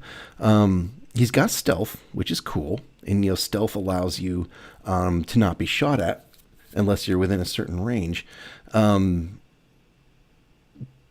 But so what? He's 100 points. He's got jet burst, so he can move pretty quickly. He's normally a medium mover, but the jet burst gives him he can get out of hand to hand and avoid free hack if 2 actions are used, which is that's super cool. He can get out of danger if he needs to, but he doesn't do a lot of work with his weapons. I think what the real use for this guy is very specialized. He's got breach. So he's got a plasma torch weapon. This guy would be great in any breaching scenario. So this guy's probably one of those ones where, you might have to tailor a little bit to get full effectiveness out of him because he's got the breach ability. I think he can be used in Deep Wars and Shadow Sea because he's got the built-in anti-grav device. Sorry. He cannot be used in Shadowsea, but you can give him an anti-grav device for 10 points to make him work both in Deep Wars and Shadowsea. So, I mean, you could use him in breaching, in a breaching list as well. But honestly, I think I'd probably rather just use a Dark Mariner's Vanguard Warrior with the Plasma Blade, or a Vanguard Commander with the Plasma Blade that's got breach as well. So I think this guy's situational. I love the model. It's a fantastic model. I don't know that when I look to make lists, I usually find models or models with rules that are a little more toolboxy and a little less specific. So nothing against this guy. I have not found a lot of use for him in many of my lists. Let's keep talking about Biomechs, and then we'll get back to the living models. Great radio here for you again. Okay, we're talking about my favorite Biomech. From the Deep Wars line in particular. He's the 153-point Hunter-Killer Biomech, and he came out of the recent Kickstarter. I ordered 2 of them. I love them so much. Look at this guy's stats. Quality 4, Combat 5, Body Armor 5, Disruptor Cannon of +2. He's got a Crushing Claw, and big teeth and big tentacles. What's not to like about this guy? So let's go through here. Again, quality 4, combat 5, reasonable secondary stats, great body armor 5. He's big, so he's better in hand-to-hand. He's an artificial biomech, so he's immune to things like morale, blah, blah, blah. Resilient, he gains +1 to resistance check rolls, which is already in his stats. So, look at that resistance, 3+. That's pretty rare. So, when you have to make resistance checks, this is the guy to send through that difficult area where a resistance check or some spell effect where a resistance check is required. This guy's going to be your guy. Let's look at his weapons. Oh, and another thing, he's tough, which doubles his boxes. So this guy packs a punch, can take a punch, and has got a lot of boxes. Health boxes. His Disruptor Cannon is energy short +2, armor break 4. Again, much like the heavy combat Biomech, got the same sort of Disruptor Cannon. His hand-to-hand weapons, again, are not as good as his Disruptor Cannon, but you're on a combat 5 model, which is fantastic with 5 body armor. I love this model. The sculptor did an amazing job in keeping it true to the original art. I love everything about this model, and when the only downside to this guy is he's expensive. We're not quite at hero level points, but we're close. So you really have to think about. There's not a lot of cheap models in the Dark Mariner list, so you really got to think about how you're going to construct your list if you're going to put this guy in there. Let's go over to the Shadowsea line. There's a couple of Biomechs in there that are probably worth talking about. So first up on the Dark Mariner's Biomech line of folks to talk about is the 89-point Destroyer Biomech. I've used this guy a couple times. I really like him. He's really, really cool. I love the model. Quality 4, combat 4, 4s across the board with the secondary stats. Plasma Cannon of +2, short range on that one again. Body armor of 2. Not amazing body armor, but not bad. The 3 body wound locations, and for the head too. He's got the Plasma Cannon. The thing that I like about this guy is that he is a shooter. In his special abilities, he's a shooter medium, and his Plasma Cannon is energy medium +2. Armor break 3. So normally the Dark Mariners are pretty short range shooters. This guy's a medium shooter. And that's nothing to sneeze at, because, again, with Dark Mariners, if you're talking shooting, you're talking danger close, right? This guy, he can be a medium stick away and shoot. So that's something. And at 89 points, he's quite the bargain. He's only 20 points more than a Deep Spawn Reaver. And I would take this guy every time over a Deep Spawn Reaver. He can do more. He can take more. He can take more damage. He can certainly dish out more damage. His big mech talons are, again, not as good as his Plasma Cannon, but it's hand +1 and armor break 1, which is not nothing. His Plasma Cannon is also a blast. right? So if you've got an enemies that are bunched up, you might hit all of them, and you might ignite them.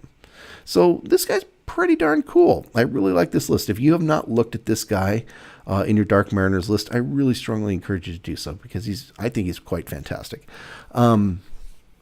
Next up is the 100-point Immolator Biomech. Quality 4, Combat 4, force across the board for secondary stats, armor value 2. His Plasma Blaster is +2.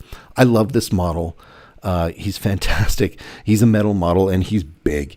You could brain somebody with this thing. He's very weighty. Love him to pieces. My only real concern with him, he's 100 points, and he's got a Plasma Blaster that is a short-range spray, which is great. You know, you can get danger close and do your spray, but the problem I have with him is for a 100-point model who has a very short-range weapon, he's slow. You see that slow keyword? He needs 3 actions to make 2 moves in a turn. On a quality 4 Biomech, you're activating on 3s next to a Biomancer, let's say, in normal standard conditions, which I always do. You've got to get 3 3-ups in order to give him 2 moves in a turn, not 3 moves in a turn. So the thing is that he's pretty tough. I mean, he's not abnormally tough, but he is not moving up the field very fast. Now, the mitigation to that is, again, you kind of have to think about your list a little bit with this guy. How am I going to get this guy up the field to do maximum damage? Because really, the point of this guy is he's got a Plasma Blaster where you want to drop him in the backfield and spray people down with your plasma, right? So I think we talked about a spell that could actually help you with this. I think, there's the portal, and then there's the, let's go back to our list here. There was the portal spell and the portal and dimensional jump. Sorry. Good radio, folks. You might think about putting this guy together with some dimensional magic users, right? Make some portals, drop him in the backfield, and go to town. That might be a lot to get off, there's a lot of jank to pull off in order to kind of get that to actually work, but I could see that working. But again, he's not very independent. I mean, above and beyond being a Biomech, he can't operate independently because he needs a Biomancer to get the most out of him. But now we're stacking upon additional things. I like the Immolator Biomech. He's probably not my favorite though. In terms of, it's a little more situational than some of the other guys. But beautiful model. I encourage you to get this guy. He's super cool. I mean, just look at this guy. I mean, he is a squatty Roman crustacean armor-plated dude with a big plasma gun. What is not to love?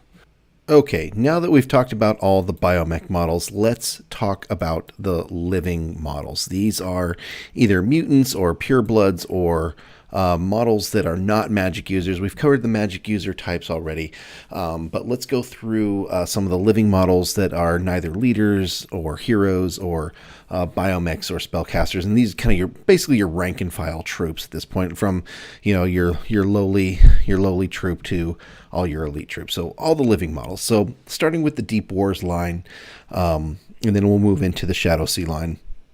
Let's start off here at the 75-point Raider Cavern Crawler.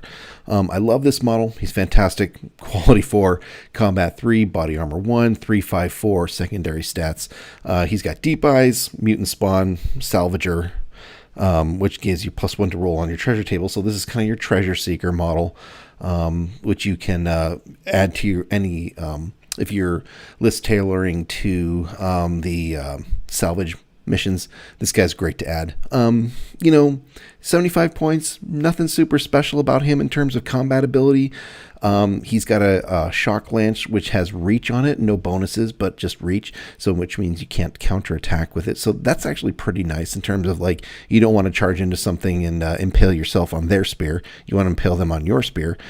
So that's good, but this guy's not going to necessarily do a lot of work. I think what you want to do with him is the Salvager is really where it's at with this guy. So if you want a guy That's a regular model and not the scavengers, which we'll talk about in a moment. This might be your guy. 75 points, Raider Cavern Crawler. Love that model. Check him out. Next up is the Cephalid Scavengers. They're 39 points, quality 4, combat 2. Pretty standard Dark Mariners secondary stat line, 1 armor. No real weapons to speak of.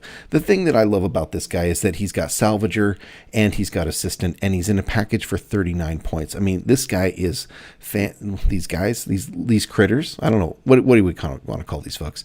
39 points. You can't beat it.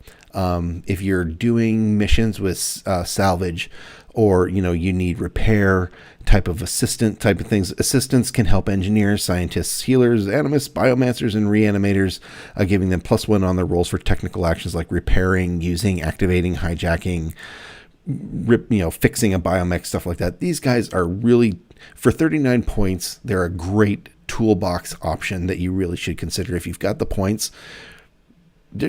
They're a great ad, and I love the model. They're really kind of these cute little critters, stealing some ethereal crystals. And I think these guys, at least they used to come in the starter pack. I don't know if they do that anymore. Great little models. Love them. Really highly encourage you to get them. The next one is the 78-point Cephalid Scientist. He's a personality model, quality 3, which is great. Combat 2.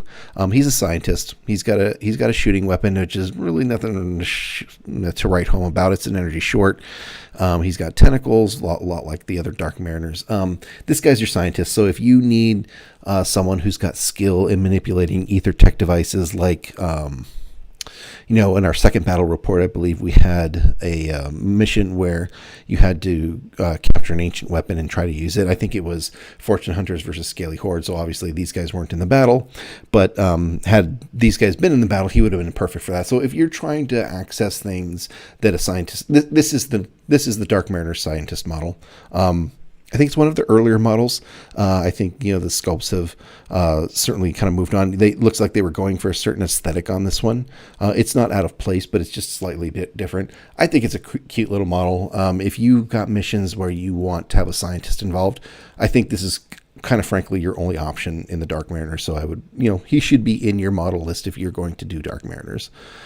Moving along to some of the other troops, we've talked about a lot of the biomechanical constructs. So the next one is 87 points, Siren of the Deep, quality 3, combat 2, standard strength and will checks, no armor, really nothing to speak of in terms of the weapons. Really what this model is all about is a little bit of board control that is not magical.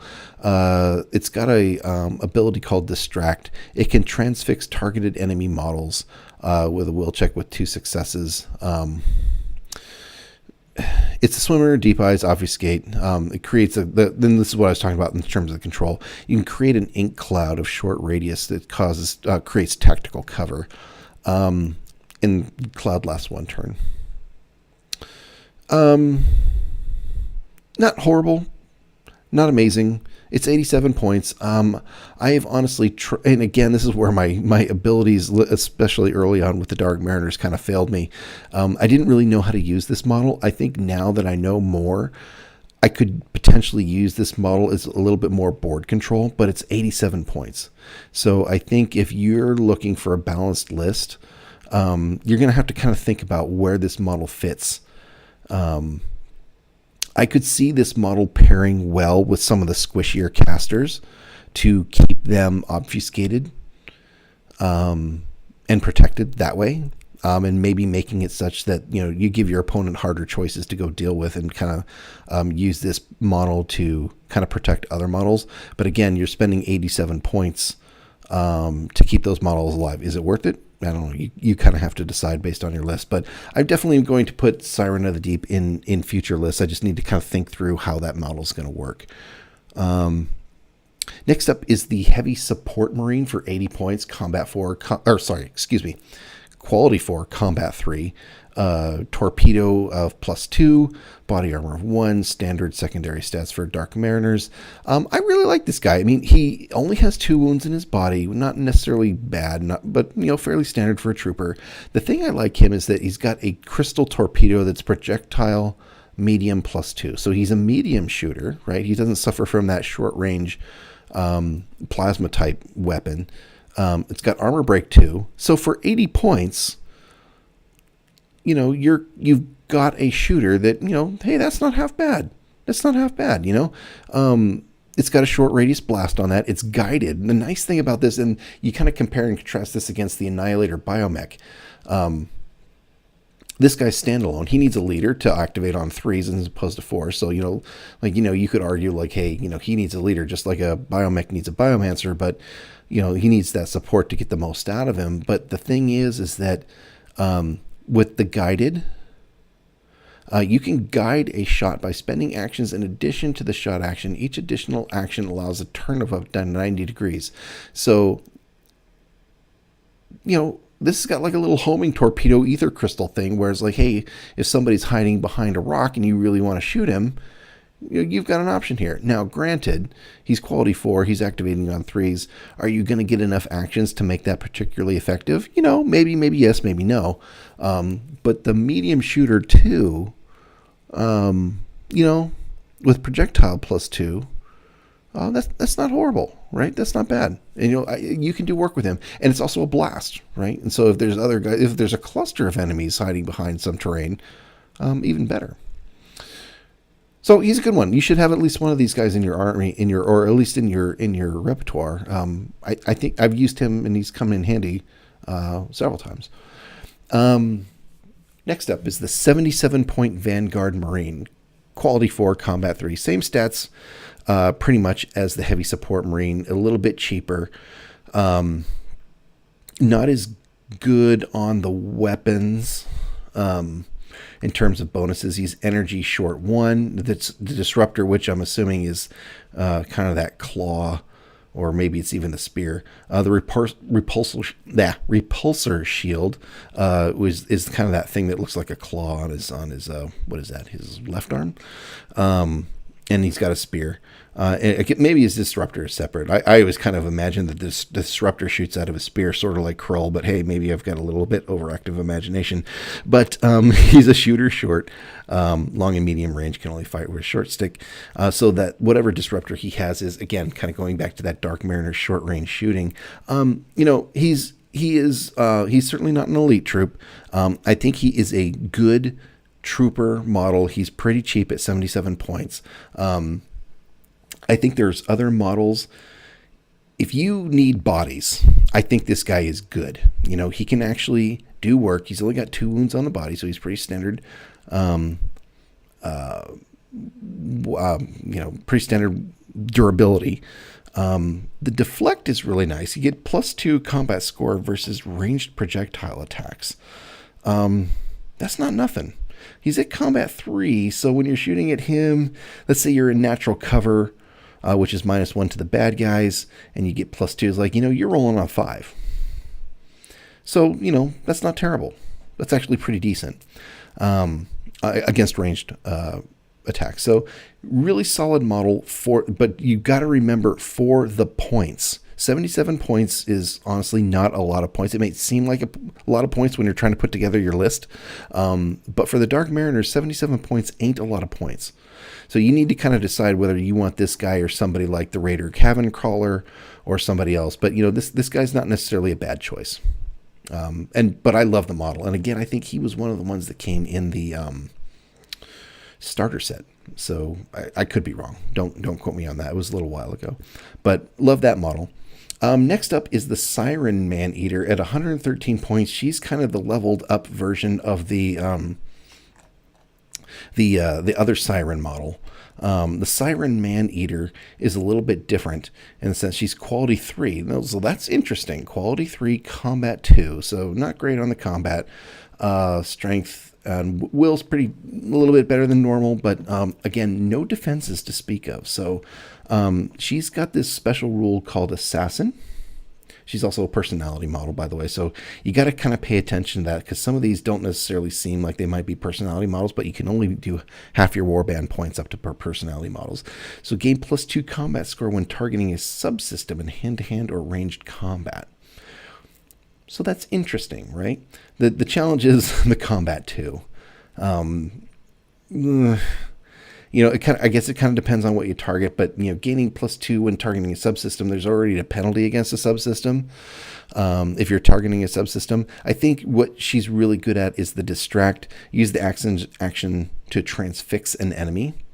So I think order of operations on these sirens is really kind of important. You want to go in and distract, and then either this thing or some other model can do some work against a transfixed target. And I think that's really the point of these two, is like you got to commit this model to getting the transfix off, and hopefully if the transfix goes off, you can do some work with some of the other models. Again, she does not have any armor or weapons to speak of. I think her real mission is really, she is a transfix bomb. She is basically a transfixion missile, and she goes in there, tries to transfix the enemies, and then other models can do the work. Next up is the Vanguard Scout. I really like this model. It's 76 points, quality 4, combat 3. I think he's a more recent addition to the Dark Mariners line. I really like this model looks fantastic in my humble opinion, but I'm kind of a little bit of a fanboy of all the Dark Mariners models.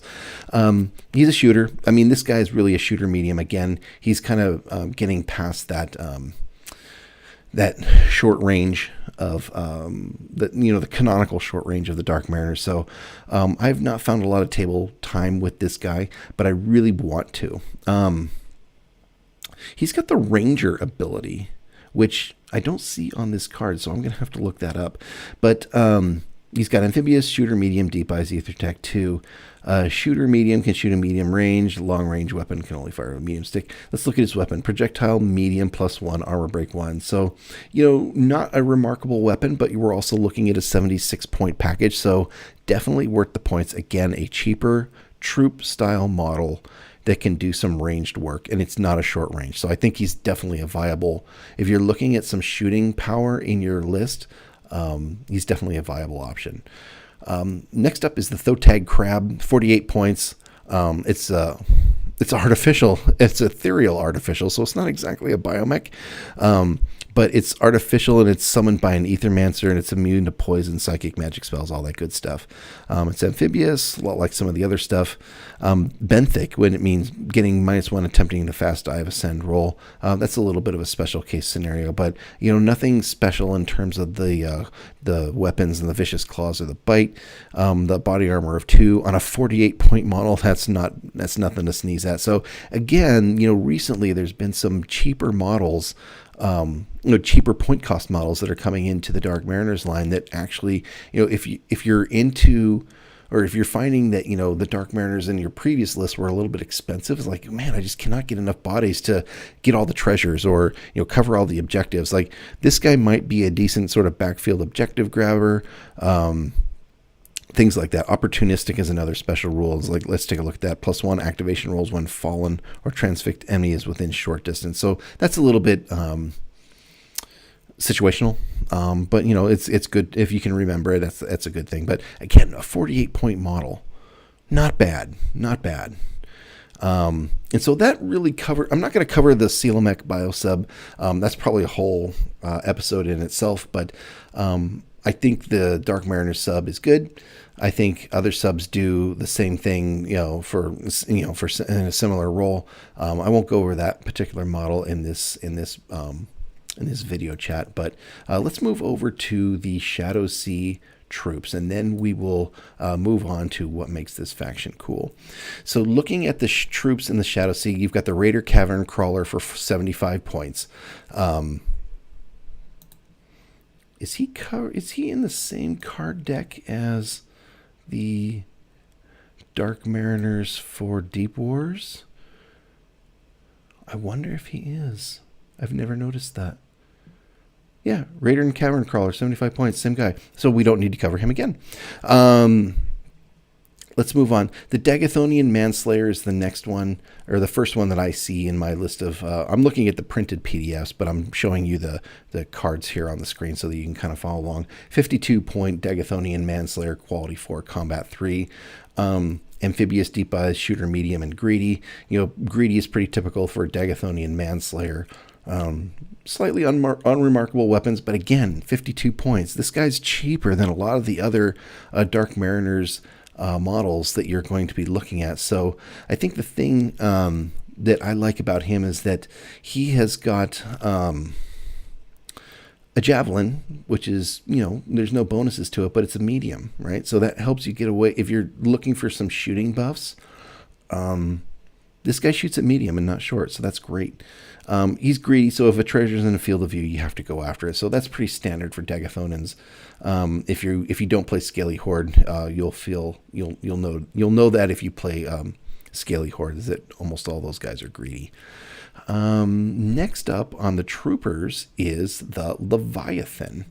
Now, when you look at this guy, it's like, hey, this guy is a biomech, but actually he's not. He's a mutant spawn. He's a living model. He's 119 points, quality 4, combat 4. He's the reason I think people, or at least maybe it's just me, I don't know, but the reason maybe I think that sometimes I get confused and think that he's a biomech is he's got biomech stats. He's got virtually the same stat line as a Immolator biomech, but he is the close combat version of that, and he is a bruiser. I actually really like this model, and I do play him. Body armor 2, quality 4, combat 4, 4s on the secondary stat line. Big, tough, which is different than the Immolator. This guy's tough, which means you double the damage boxes, and you have to double him on an attack to get him fallen. That's huge, right? He is not fallen on a single wound. You've got to double him. You've got to put 2 wounds on this bad boy to make him fallen. So he is a juggernaut. So Leviathan is, in some ways, is a really apt name. Now, this guy's also made out of pewter, so he's at a big miniature, and so you could really brain somebody if you got hit in the head with this particular miniature. Please don't do that, but it's a big, hefty miniature. Amphibious per normal, big, so he gets a bonus in combat. So now if you're fighting a smaller foe, you're at combat 5. Your big grabbing claw or your big bony bludgeon is +1, or your tentacles are +1. So you're combat 6 right out the gate without having doing anything on a smaller opponent. Not nothing, right? Armor break 2 on the bony bludgeon if you're trying to get through armor. Armor break 1 on the grabbing claw. I love the notes and info. This enormous mutant creation from the spawning pits is encased in thick carapace armor and prefers to crush enemies in its claws while pulverizing them with its bony bludgeon. That's pretty straightforward. That's what this guy does. There's nothing, fancy. This guy does not go to fancy restaurants. He just goes to, the fast food place and crushes it. This is a guy that you move him up the center line, and he is quite the hammer. I love that he's tough. I love that he's got lots of damage boxes. Slightly expensive at 119. He's probably a better buy than something like the Annihilator Biomech, who's at 116, but the Annihilator's got a decent shooting weapon, but this guy does combat pretty well. The thing with this guy is that he is not effective until he's in combat. And at a medium move and at a Biomech who's probably activating on 3s, unless you do the time shift thing, this guy's going to take some time to get up the table. And so, your first couple turns, you're probably not going to get a whole lot of work out of him. But boy, once he closes, he's a tough nut to crack. All right, moving on to the 93-point Lightning Sniper. Quality 4, combat 4. His lightning gun is +2. His body armor is 2. Standard Dark Mariner, strength, resistance, will. He's a shooter long, which is fascinating. He's the only long shooter that I am aware of, except maybe... the sub. He's the only long shooter in the range. And he's got this thing called a lightning gun. Energy long +2, armor break 2, blast -1, short radius, and shock. So this guy really can reach out and touch you. Shoot that energy long at +2 armor break 2.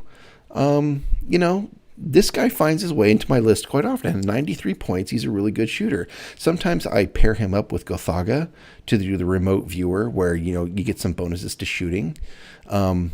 That's a really good pairing, particularly in Shadowsea. Now, if you fire a Shadowsea, it's an interesting, I don't know if it's a glitch in the rules or if it's just intended or trying to balancing effort, but this guy's gun, if you shoot it underwater, a Shadowsea gun shot in deep waters has a -1 penalty. So it's like, okay, well, it's only combat 4 and +2 on the weapon, but you're -1 for shooting it undersea. So, this guy really shines in Shadowsea.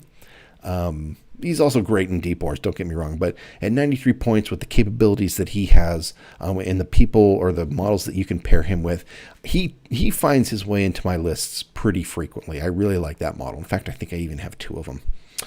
Let's move on to the Raider Taskmaster. This character is interesting. 74 points, quality 3. Check that out. A trooper level dude with quality 3. Let that sink in for a minute. I probably should have talked about this guy earlier. He's actually what I sort of consider as sort of a lightweight leader, because check out what he does. He's got, basically you get this guy for one reason, Taskmaster. What is Taskmaster?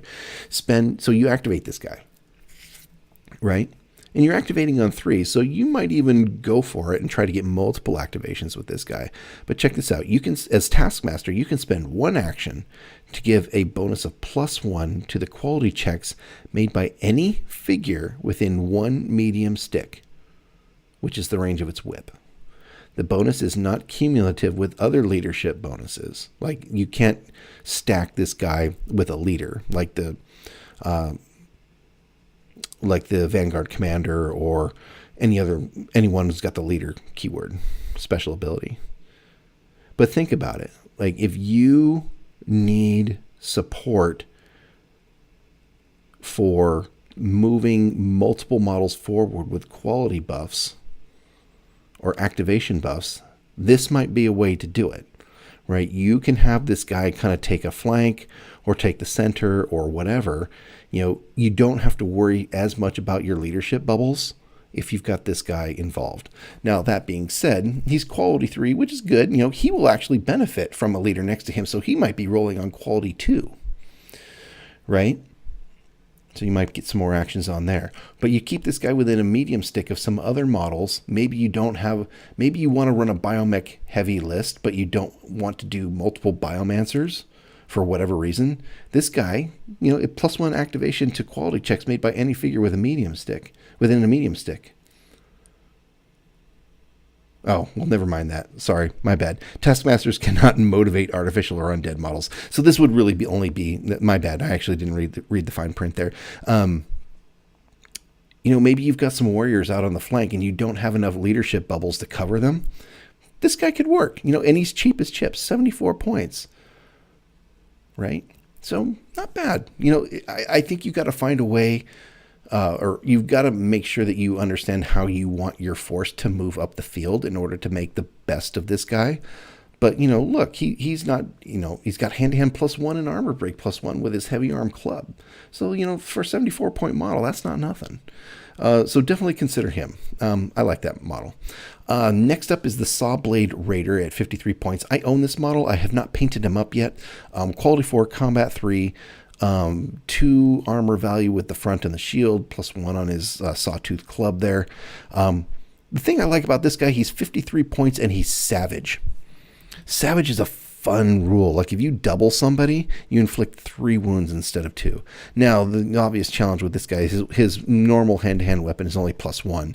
So on a combat 3, +1, let's say you get a charge or a rush off, and maybe you even get a mighty blow off. The chances of you doubling somebody with a combat 3 +1 for the weapon is 4. They're going to have to roll pretty bad for you to double to get a 3 wounds on them, but it could happen. But again, at 53 points, oh, that's amazing. So I don't know why I haven't painted this guy up. Actually, I should go paint that dude up. 53 points. It's funny because sometimes in Deep Wars and Shadow Sea, it's like you're trying to find the right points. And I feel like Dark Mariners actually have a lot of tools in their toolbox to make lists that add up to the number that you're looking for. Maybe more so than some of the other factions. So Sawblade Raider, not a bad buy. Not a bad buy at all. Vanguard Warrior, this is the next one, 87 points. I love these guys. I've got the full complement of the Commander and 2 Warrior models. There's 3 separate models for the Vanguards, quote-unquote Warriors and Commanders. Quality 4, Combat 4, Standard Secondary Stats for Dark Mariner. Body Armor 3, Plasma Blade +2. Armor Break and Breach on that Plasma Blade, hand-to-hand +2. I love these guys, and particularly these Warriors. The Commander is 133 points. The Vanguard Warrior is only 87 points.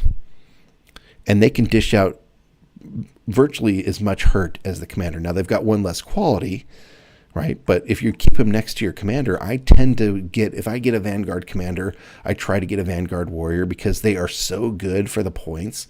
They're activating on 3s next to the leader. They're just fantastic, right? So you're activating on 3s. You're probably going to get 2 actions or activations. Your combat 4, you're either going to charge or rush if you're close to the enemy. You might even have enough actions to do a mighty blow. Your combat score base is 6, combat 4 +2 for your weapon. He's not big, so he's not bigger than somebody, but you're going into a combat with no other modifiers at a combat 6 for 87 points. That's pretty darn good. Okay. Again, when I play the Vanguard Warriors, I tend to try to pair them up with the Vanguard Commander. But that's just me. Talonmane Darkstar, Corum Shadow Shifter. These guys are kind of relatively new to the game. I have not played with them, so I can't really give you much feedback other than, hey, look at those quality stats. Oh my God. They're expensive, 122 and 124. They're personalities. I really want to get these guys painted up and on the channel. Corum Shadow Shifter, he's got teleportation, he's greedy, he's got some pretty cool weapons. He's got hand-to-hand +2, armor break 2, plasma blade, breach +2. So this guy's got a super toolbox. He's got a micro edge blade. He's got an ether shield. Range attacks are at -2. Again, I have not played with this guy, but at quality 2 and combat 3 is a little bit disappointing for such an expensive model. But, hey, I'll live with it. He's got an armor hand-to-hand +2 weapon. So with no other modifiers, he's dice +5. Not bad. And the will on him is 2 up. As opposed to a 3 up on Talonmane Darkstar. Talonmane's a little bit different guy. He's a shooter, long shooter. Let's take a look at his weapon. So this guy can really reach out and touch someone with his solar beam rifle. It's an energy long weapon, and he's a shooter long. So that means you get to use the full range of the long stick for your shooting. And it's energy long 2, which is fantastic. These guys look great. I've not played with them. I can't really give you a lot of specific feedback on them other than now that I'm looking at their stats again, looking at those models, which are fantastic, coming off I believe they came off the latest Kickstarter. I think they're fantastic. I can't wait to get them painted and on the table.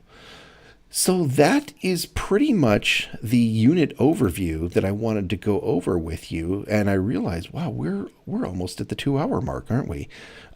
We've talked a lot about the units. I hope you found this helpful. Yeah, give me feedback. Hey, do you like this? Do you maybe want shorter versions of this? Do you want more detailed versions of this? You tell me.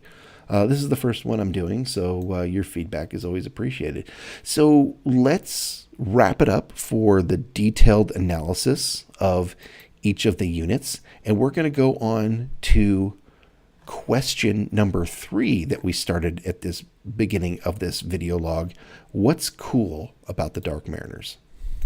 So what do I think is cool about this faction? Well, I'll be very honest with you. When I was starting to consider getting into Deep Wars, the faction that really spoke to me was the Dark Mariners. I love the look of these guys. They are tentacly and Cthulhu-y and ancient evil, ethereal evil, magic wielding, hard hitting looking frankly badasses. They just really spoke to me. Just basically the visual aesthetic really spoke to me. It's like, okay, I am down with that. As I got into playing and painting them, these guys are, okay. So I love the visual aesthetic from the artwork. Number one. Two, painting these models is so much fun. I love the challenge of painting the carapace. I went through several different versions of, okay, how am I going to paint their carapace? When I started painting the cephalid scientist, I think that might have been the first, or maybe the second model that I painted, but I tried various combinations of paint recipes to get the carapace just the way I wanted. And when I finally got to the Leviathan, I feel like I finally got it exactly the way I wanted it. But they're very colorful. You get to paint the chitin, and you get to paint that, that crustacean plated armor. You get to paint the tentacles that are very vibrant. They're just so mutated and nasty and kind of just amazingly twisted and vile looking. The aesthetic that comes out in the art really plays well in the miniature line. So I really enjoyed that as well. I think one of the things also that is, so that's personal preference, right? I just think they look cool. I think from a play style, if you really dig kind of the control style game mechanics like board space denial, or controlling other models, or getting off powerful magic, or zone control, or things of that nature, I think the Dark Mariners are really going to resonate with you. Then again, that's not to say that they can't get into melee and wreck face, and that's not to say that they can't do other things. They may not do it as well as other, like shooting, particularly long range shooting. I don't think any faction's as good or better than, say, the Fortune Hunters with shooting. That's not to say that Dark Mariners can't shoot. But like we talked about earlier, you got to get super danger close. You got to get right in the grill for that shooting to really work. A short stick is not that far, folks. I think Dark Mariners in particular in the Deep Wars line is that you've got to be really mindful of how you activate your models. You've got a lot of quality 4 models with the Biomechs. Your regular trooper models, there's not a lot of quality 3 trooper models. So it is very rare to get a quality 2 activation out of your Dark Mariners. You can mitigate that with some of the time magic spells that we talked about earlier, but in general, you've got to balance that risk versus reward a little bit when you're playing this game. And so I think another thing that makes them cool is I think there's a challenge in there if it's not natural. If you are, I've got a very simplistic mindset when it comes to miniatures games. Sometimes I just run and gun. Like, I'm just going to run up and, smash you in the face. And that's really kind of how I play. Dark Mariners for me is a particular, in a good way, it's a challenge. It challenges me to play a little bit differently. It's like, and that's cool. It makes me a better war gamer. I kind of enjoy that. I love seeing them on the table, painted up, and against great terrain, and playing against great other painted armies. I think they're just really iconic bad guys that you don't see that in other games. I've not seen a whole. They're so unique, and I think the specialness of that really kind of appeals to me. So if you're into that sort of thing, I think they're a really cool faction to play. Oh, another thing that makes them a cool faction to play is they've got all sorts of tools. They're a well-supported faction within the game. So, the game across Deep Wars and Shadowsea has a lot of different factions, and some factions have more models than others. I think Dark Mariners is one of those factions that can kind of genuinely rely on generous model support and rule support in general. Some of the maybe lesser known factions, like right now, Nereids are a little bit a newer faction, and they don't have quite the same model range. They've got beautiful models, don't get me wrong. Some of the more recent models, and they're just absolutely gorgeous, but they don't have the depth of models that the Dark Mariners range has right now. So that's another thing that makes them cool. If you really want to have a variety of models that can do different roles, you can start Dark Mariners right now and have tons of fun with the variety of models that you're going to find. And I think, from my perspective, I think that kind of covers it in terms of what makes these guys cool to play. Obviously, explore some of this faction focus video and explore some of the other faction focus videos that I'll do. What resonates with you, right? What do you find inspiring? It's like, people sometimes ask me as a wargamer, it's like, well, what faction should I play? It's like, well, what faction do you want to paint a lot of? Like, it's like, people say, well, I want to play the power faction, or I want to play this type of faction. I want to play that type of faction. I want to play the shooting faction, or I want to play the control faction. It's like, okay, well, those are aspects along a continuum that you should explore. But also it's like, okay, well, you've got to be motivated to paint some number of models. If this model line visually resonates with you, I'd say go for it. They're a very fun faction to play. I think you can have a lot of fun with them. I have seen them devastate in the right hands, like Paul at Adepticon. He's relatively new to the game. He's a buddy of mine. He played Dark Mariners, and he's a good wargamer, and he's only got a few games under his belt, but he really resonates with the Dark Mariners as well. It's a powerful faction in his hands, and I think he's really kind of mentally unlocked it. It's like he gets this faction. It's not about running up there and beating face. It's about kind of biding your time, waiting for them to fall into your trap, and you spring it, and then you just annihilate them with some horrific magic. That can be very fun to play. And if you like the aesthetic, that's more doubly fun. So that's what I think. If that sort of resonates with you, I think you would find these guys really cool.